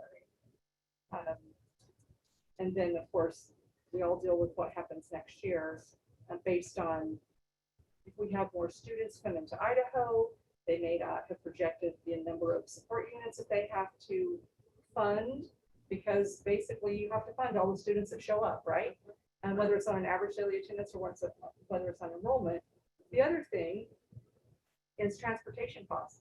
They can try to get an idea of what the transportation claims reimbursement is going to be, but that's usually one area that it's really hard to judge. We know going forward that we'll have increased gas prices. There's lots of different things. So, and that's really where the state has seen, the State Department has seen the need to ask for access to the stabilization fund. And this fund was created many years ago for that very reason, to keep education funding stabilized. So what we were told at the Legislative Roadshow a week ago is that for the last several years, it's been about an 8% appropriation allocation that they have needed to take out of the additional funds were needed that were the equivalent of about 8%. And what they told us, if in fact, going into next year, if their appropriations were not sufficient to cover what actually happened, and there was a shortfall in the state budget, the public school budget, all districts would have to pay a portion of that out of their allocation. So we're looking to see that our allocation could be reduced by almost up to 8%. Madam Chair, trustees, so the legislators are refusing to use the stabilization fund to help shore up the school budgets. Purpose of that stabilization fund was to make sure that we stayed whole and we could budget. They have passed legislation saying we cannot touch that money, and it's put school districts in a interesting situation to try to prepare a budget with an anticipation that there could be an 8% decrease that we would have to, each district will have to figure out how to budget for. It was not well received at that meeting. Yes, in the but Tears, tears were tears. Yeah. And I did not budget for that. I didn't budget for that shortfall because again, it's an unknown. So I just budgeted that we wouldn't have to share in that shortfall, and also knowing that if there was a shortfall for our district, we could possibly move expenditures to the ESSER fund, which is really, I believe that's the legislative's goal. Is there calculation that because we have some extra federal funding streams to backfill, that they're not wanting to use these education stabilization funds because of these federal Yes. funding streams? Yes, that is what we believe, but they're looking at the backfill will have to come to that. The districts will use that money. The state will not have to use the money, but the districts who were given all the money will have to use those funds to backfill. So, Madam Chair and Vice Chairman, if you are a district that did not receive very many ESSER funds because it was based on your title population, those title numbers, you did not receive that. I don't know what they'll do. I think we've had that discussion of what would they do. I don't know. There was, thank you,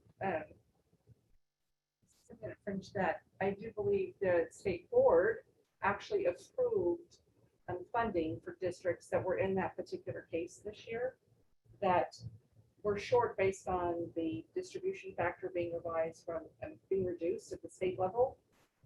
So there's been news articles about how much money was being allocated to schools to make up the difference for them. And I think West Ada was a school district that received quite a bit of state board money.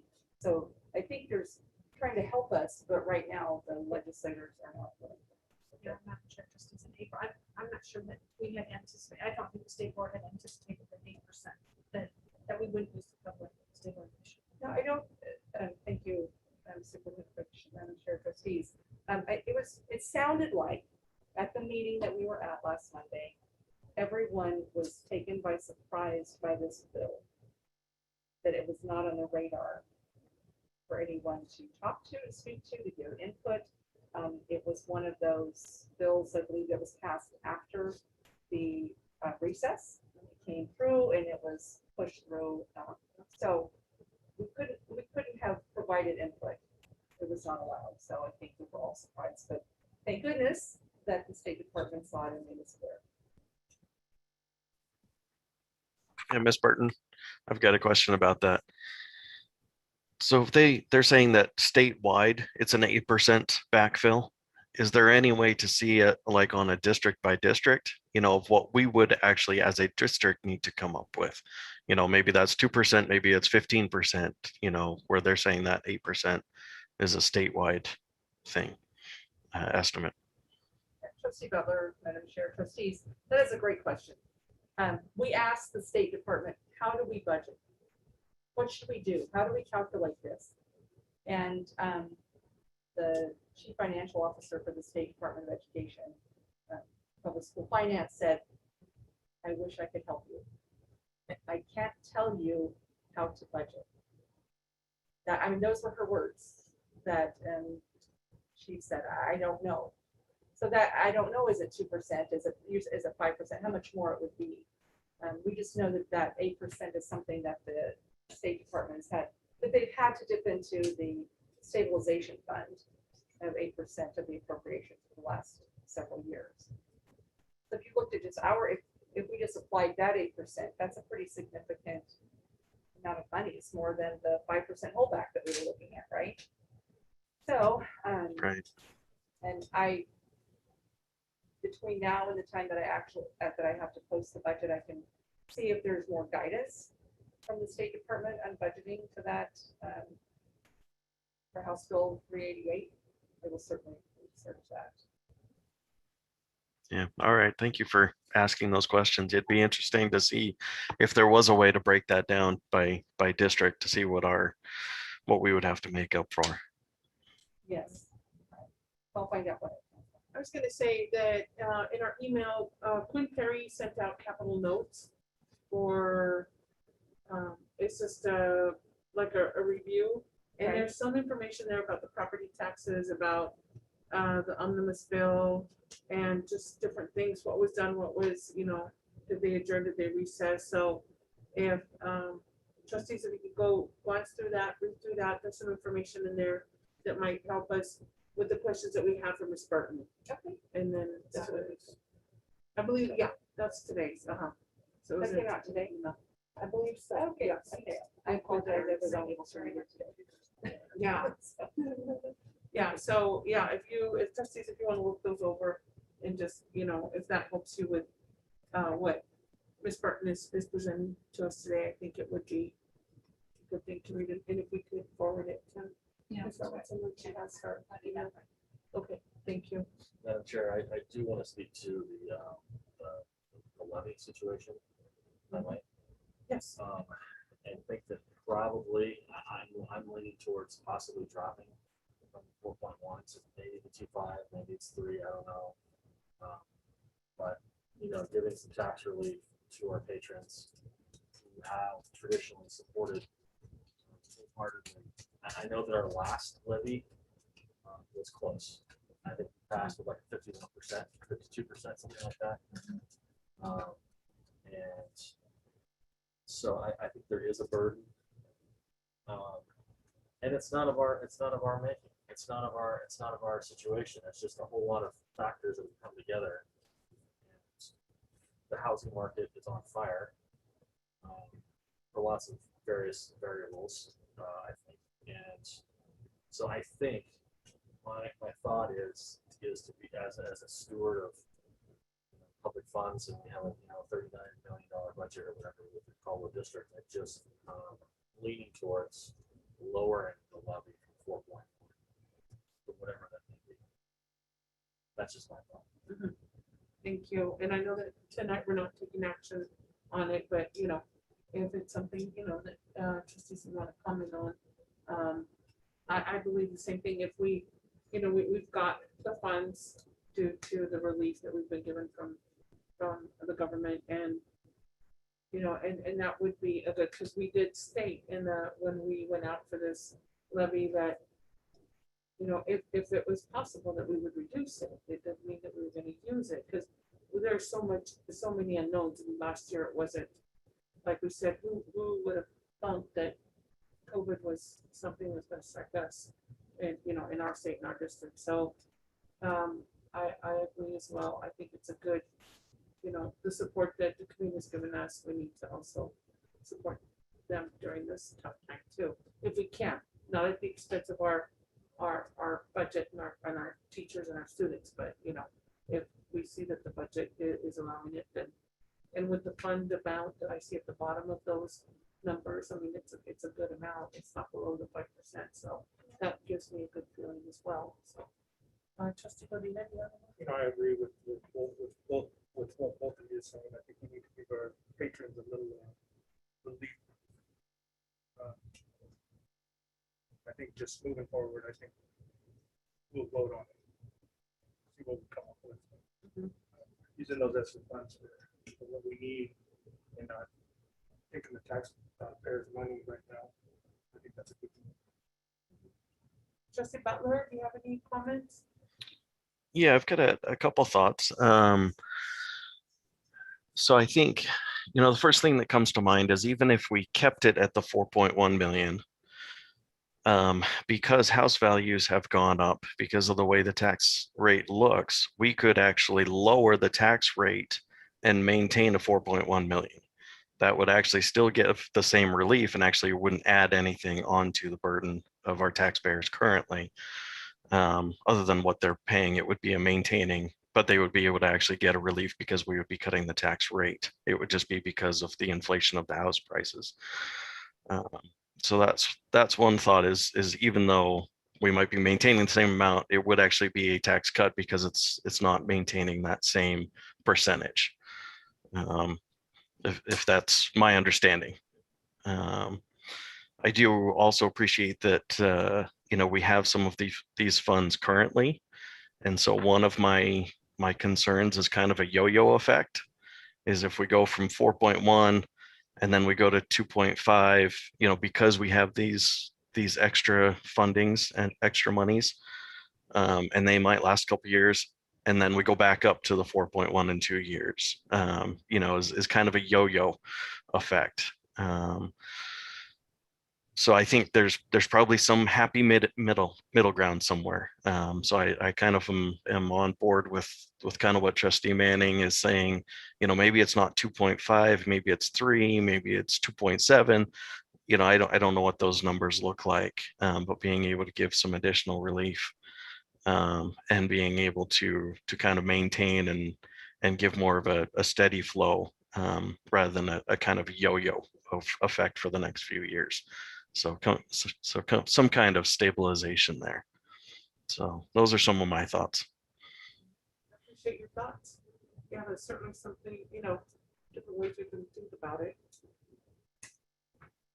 Chairperson and trustees, I think something that we can do, I agree with trustee Butler, absolutely. I mean, we can budget the 4.1 million. But come September, when we know the actual values, the market values, taxable market values of our homes, in September is when we set the levy rate.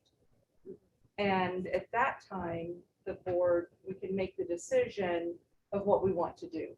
We can budget it with the 4.1, keeping it in there, knowing that that's an option in September, and just not levy the full amount. Or as Trustee Butler said, because the values are going to be so high, the levy rate will still drop, but allow us to collect the 4.1, because that is the concern, Trustee Butler, that I have as well. Something that in all my years in school finance has been trying to maintain a steady levy rate, if you can, because then there's no surprises to the patrons.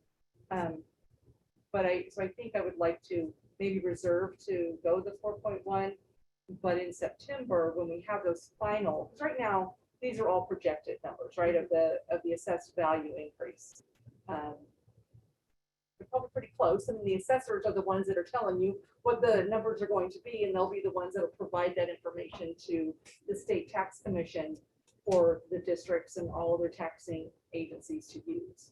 So I think that may be a way to go, and we'll keep running numbers. It's the same thing with our bond, because it's another issue that we want to talk about, right? What does the bond amount need to be? What does the levy rate need to be to generate the bond payments that we have? Our bonds will be paid off in 2024. We have very little bonds left to pay off. As you know, we've been refinancing them over the last several years. That's just been something that the Powell School District has done, taken every opportunity to reduce the interest rate, the interest expense to our patrons. So perhaps we look at that a little more closely in September and see what the impact is going to be. Because the patrons will still benefit from that. That's something we might continue to do some calculations on. So the next, I have questions. You have been asking questions all along, but do you have any, before I go into my next steps, do you have any other questions about anything that we've talked about or we haven't talked about, and you have a So our, yeah, the budget presentation will be in June, is that, when do we have to have it into the state? Thank you. That was our next step. That was going to be, what we would do is, so I have to publish a budget summary in the Idaho Press Tribune by June 4th. So 1-page comparison. Then I will post my 30-page document or more on the website for comment. It will be available for patrons to get a copy. They can print it off. They can come to the district office and ask for a copy. And then we will have our public budget hearing on June 14th at our June meeting. So it'll be a budget hearing. We'll open it up to the public to come in and make comments on the budget. And based on those comments, the board may tell me to go back to the drawing board and come up with a different plan. And we'll have to have another meeting in June. So we could, an additional meeting right after. And then we can talk about that. But that's really the next, those are the next steps for the budget process. I will advise you, and I have to send it to you in writing. Presuming an email will do to the board, letting you know that I am going to propose to amend the 2021 budget. We have been advised that is because we received those additional coronavirus relief funds. They couldn't have been budgeted when we spent them, but really because it was an additional revenue of 1.9 million, we really need to revise our budget. So we will be doing that. So you'll see a revised 2021 budget and a proposed 21-22 budget. Okay. But there's state statute that requires I notify you in writing. Okay. And then once the board approves it, either at that meeting, which our board has typically done, or if the board says we want to come back because again, based on public comment, or they just decide they want to come back and have another meeting to discuss the budget, we will, once you approve it, I have to send it to the state by July 15th, once it is approved. And that's something that I do. I just automatically send it to the public school finance. Okay. All right. We got homework. Okay, sounds good. And after you read through this, if you do have any questions, please contact me and we'll be happy to go over it again. And Trustee Butler, I will email you the packet. Thank you. So, thank you, Ms. Burton. Next to like calculus is my favorite subject. Oh, you want to take calculus? Yeah, she did today. Okay, so next on our agenda is our district continuing school operation plan for 2020-2021 school year. And there's a few things that we do need to address and we need to take action on. So Dr. French? Madam Chair, Trustee, so this evening we had at our last meeting last week, we put on the agenda to speak about masks for summer school. And then today, as we amended the agenda, Canyon Springs had asked for an audience with you to speak to you about increasing the number of participants, guests participate or attend, the Canyon Springs graduation. So the principal, Christine McMillan, is here from Canyon Springs, and if you would like, we can address the Canyon Springs request first, and then Okay. talk about masks Okay, for summer school. Okay. yes, let's do that. Ms. Good McMillan? evening. Oh, there you are. Hi. So, Chairpersons, thank you so much for having me. So we have our graduation ceremony next Monday night, so a week from tonight at 6 p.m. It'll be held at the Caldwell High School Auditorium. And at this point, we have approximately 50 students that will be joining us in walking. And our request is to not limit the number of attendees or guests that they can have. At this point, we were thinking 4 were possible to maintain the 40%. But we, with only 50 walking, and I believe the capacity at the auditorium is 800.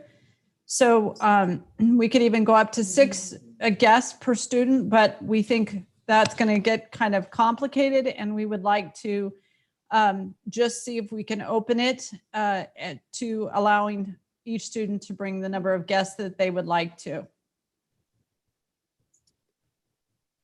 Without exceeding 800, correct? Yes, of course. And at this point, they've been informed that masks are still required. So at this point, that would still be an expectation. Ms. McMillan, where will the students be seated? Are the 800 seats, or there's some reserved for students? Yes, excellent question, Dr. French. So we are planning to actually put the students on the stage. That was decided. They'll be on the stage, and then we will reserve the front rows for staff and visitors and guests. And then that will leave the vast majority of the auditorium open for families, family groups. And we feel that we can do this safely. Okay, so I have a question. Yes, Will ma'am. we have some of the staff that will be monitoring to make sure that our families and guests do keep their masks on? Yes, we have extra masks. We're going to provide them for the graduates, and then we have extra masks. So we will meet any families at the door. And if they don't have one, we'll make sure that we can provide them with a mask, and then of course ask that they wear them. And we will have plenty of people working the graduation to ensure that. Trustees, do you have any comments, thoughts? What do you think? Feel free to jump right in. I think I'm good with the request of Ms. McMillan. I think having their families there is very important, but having also get masks is also for now. I'd be okay with that. I have a question. Will we have like a enter this way and exit that way? You know, that type of a route? Yeah, I believe they have a pathway for how families will come in, and then we're going to route them out the door directly to the outside. So we've got that all figured out. Okay.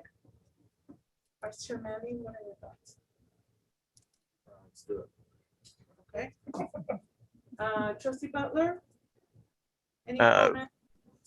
So I guess we would not be able to distance at all. Really, you know, you wouldn't be able to block off each row or anything like that then. Other than that, great, let's go for it.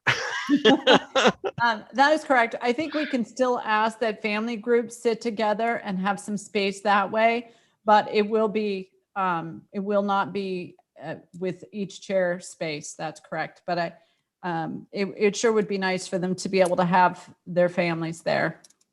And do you have any idea of how many attendees would come for each student? Because I mean, that puts it at like 14 attendees if we were to kind of fill the auditorium, which would be fantastic. But it would be fantastic. I don't expect that each student, I would say that if we were to go with 6, we'd have plenty of extra spots.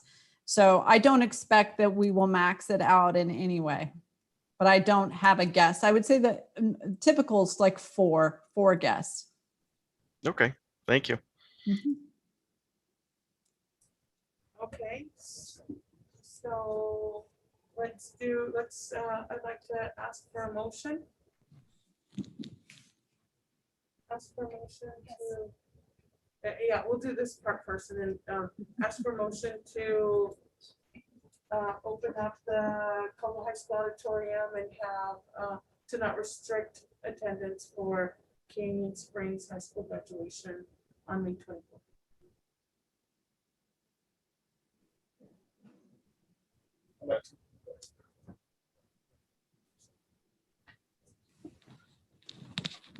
Madam Chair, I move to open the Canyon Springs graduation to open attendance. Thank you. I have a motion. I'd like to ask for a second. Okay, I have a motion and a second. Any further discussions, trustees? Okay, I think we're moving in the right direction. okay. That's good. All right. And I'd like to ask for a vote. All those in favor, please say aye. Aye. Any opposed, nay? All right, motion carries. Thank you very much. They will be very excited. Okay, thank you so much. Thank you. And I think that anyone who is available would like to show up on Friday will be the cap and gown distribution at Canyon Springs between 1 and 2, I believe. Is that Correct. right? Okay. Yes. All right, so if you have some free time, come over and cheer these kids on, they've earned it, so, all right, thank you. Awesome. Thank you. Madam Chair, trustees, so the second item was to discuss masks for summer school or because every school has a summer program. We just were at the board's feelings on masks during the summer program. All the various, whether it's minor summer school or the Summer Bridge, the Advanced Opportunity, Credit Recovery, Driver's Ed, yes, sir, yes. I'd like to hear some comments, trustees, thoughts. I was looking at the CDC guidance that came out, was it last week? And they were still recommending masks. So I don't know. And we're in stage 4, I think it was, for the state of Idaho. And I believe stage 4 involves recommending masks for groups.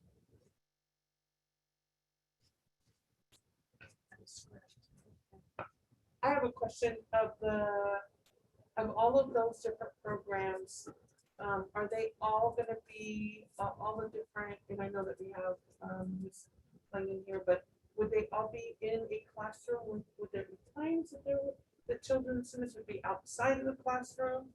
Or is it, for the most part, everybody in the classroom, as far as like the program that you will be overseeing? Yeah, Madam Chair, trustees, I think it would actually be a combination of both. And it would be highly dependent on the proportion or the ratio when they're outside versus inside in a classroom, depending on the program that the school is offering. But something that all schools have in common is that they would have indoor time as well as outdoor recreational time. But I can't speak to the percentage of each. My thoughts are, following CDC, which we've been doing, to keep the kids masked while they're in the classroom. But, if they're outside where there's ventilation and there's, hopefully some wind, some sun, that they would be allowed to be unmasked. So that's where my thoughts are going. But, Madam Chair and trustees, that's currently the way we operate in schools. So when children are inside, they wear masks, but when they're outside at a lunch recess or whatever, then we have a mask break where they do take them off. okay. Yeah. I feel comfortable with that. Trustee Butler. Yeah, so I was looking at the CDC as a guidance as well as Trustee Vice Chair Manning mentioned, and it seemed to me that the prevailing guidance was mostly for finishing out this school year, and that's difficult when you have that federal oversight, is because in Idaho we're done with school next week. Well, in other parts of the country, they go until almost the end of June. So when are they going to start talking about summer school, or when are they going to start talking about next school year? And I feel like we kind of need to get ahead of it instead of behind it. And so for me, with the way that everything has been talking, I'm leaning towards just going to a recommendation only and not a requirement. Especially on those outdoor, we know the numbers are less than 1% of transmission happens outdoors. And so it's hard to drive by these schools at lunchtime and see the kids out at lunch recess with all their masks on running around. So especially for that. And indoors, the recommendations now are for the vaccinated is that they're free willy-nilly to go and do whatever they want like it was before. So to me, that is becoming down more as a recommendation than a requirement. So that's, Yes, yes, Vice Chairman. So I guess my question is, thinking about what Trustee Butler was saying about vaccinations, and maybe this question is for Dr. French, what's your understanding of the number of staff that are vaccinated and also children that are vaccinated? Madam Chair and Trustee Manning, so we did get some information from Blue Cross about how many people had used their Blue Cross to pay for a vaccine. We don't know who they are. And not everyone maybe went somewhere where they had to use their Blue Cross benefit to pay for the vaccine. I'm looking at it, trying to think what it was at the time. I think there were about almost like maybe 40% of staff at the time had chosen, based on that information, had chosen to be vaccinated. As for students, we had about we've only had one clinic with the high school at Caldwell High School. I would say close to 60 students chose to be vaccinated. I don't know how many students are choosing to be vaccinated at other sites because it just was opened up here recently for 12 and older. We do have 2 Crush the Curve events, June 5th and the 26th. They're both Saturdays in June. They'll use Caldwell High School's parking lot for a Crush the Curve event to make it available for citizens, public patrons, citizens to come through and receive the vaccination. But as for, I don't know the number of students that may have received it at this time. And it is for older students.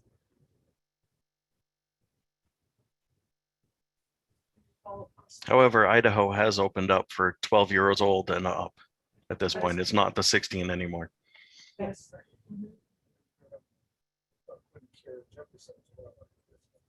Understood. In that way, because I know, I apologize, Madam Chair, Trustee Budina. I know Cindy Cross is working with the Southwest District Health and then St. Luke's, and there's been a push to try to help out, get that opportunity to students, and then just communicating that with parents. So it's definitely, things are in the works. I just don't have a date.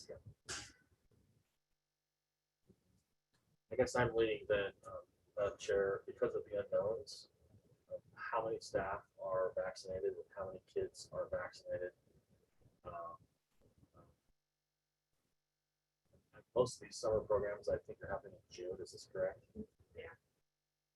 Maybe we just carry on, like what you were saying, Madam Chair, about requiring masks inside for faculty and students outside. They can wear a mask. And then for next school year, we reevaluate, in July or August or whatever.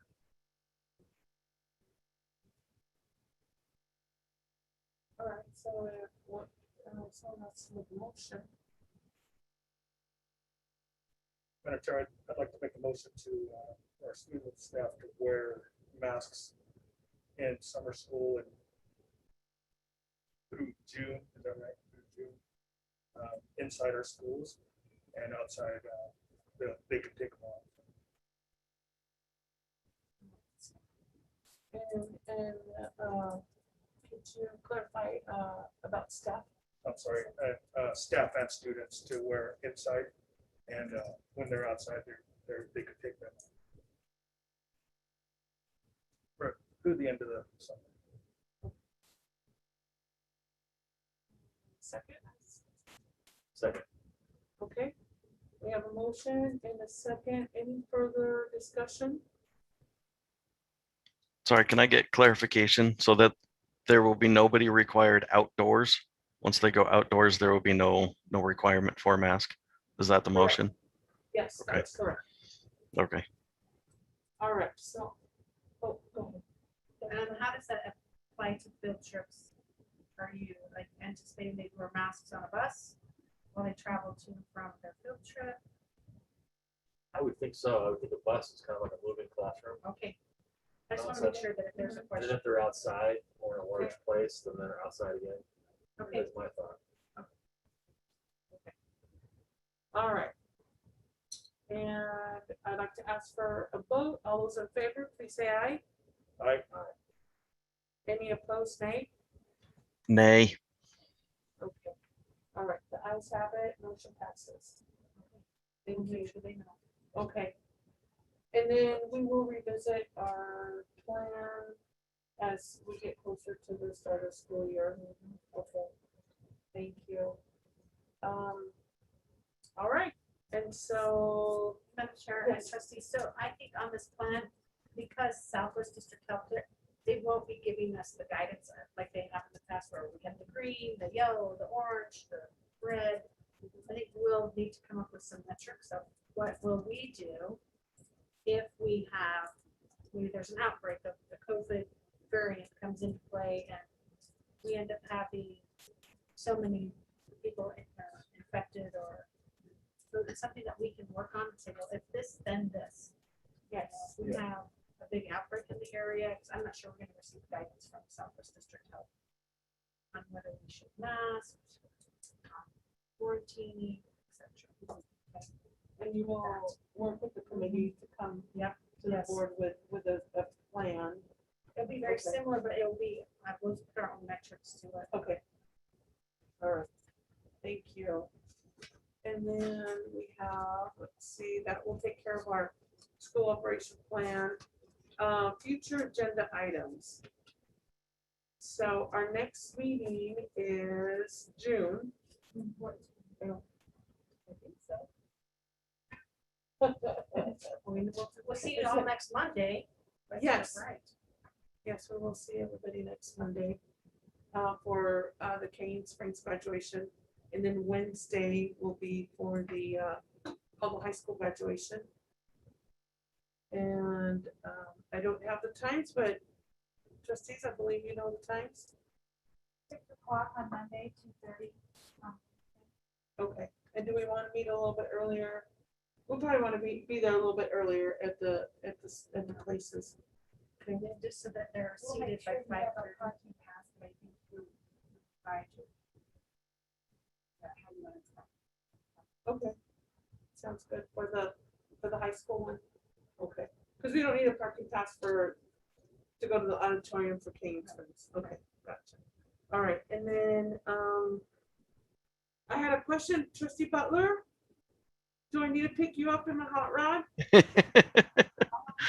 So I am still not sure. I was supposed to have surgery on my foot last Friday, but they actually postponed it till Wednesday. So I really don't know where I'm gonna be next week. So I'm hoping to be there. I might be in a wheelchair if that's what it takes to get me to some of these, but I don't know. So I'll keep everybody posted. All right, and you let us know if you need me to pick you up, which I doubt you want me to pick you up, but. I'd get there the fastest. You certainly would. All right, and feel free to reach out if you need anything, Trustee Butler. Will do. Thank you. And so, let's see, you've got our future agenda I items. have budget, Mhm. board retreat, and then summer school update. That's what I have future. Talking about the What we would like, what we would like on the retreat. Yeah, or it's not, our retreat isn't until July, correct? July, just that we would Okay. just, To those are the discuss. things that I just threw in the discussion that I. wrote Okay. down. Okay. Gotcha. All right. All right. And just so trustees, and that you know, again, if you wish to have something put on the agenda, please reach out to Dr. French and myself. If you'd like to see something in the future agenda, or else you and another trustee can get together and also let us know if you'd like to see something on the agenda. So just want to put that out there. Not sure, what's the day of the retreat? I'll get back with you on that. The date and the place. Pick a really good place with a I was waterfall. thinking, yeah. They could I was decide, thinking yeah. River. We'll discuss that, yeah. and then, Sounds good. Is it a one day or? It's a Yes. one day, yeah, yeah. Okay, okay. For Future agenda, yeah, okay. Or agenda items. Yes. Okay, sounds good. All righty, so I guess that's it, folks. I'd like to ask for motion to adjourn. Okay, Second. second, all right, all those in favor, please say aye.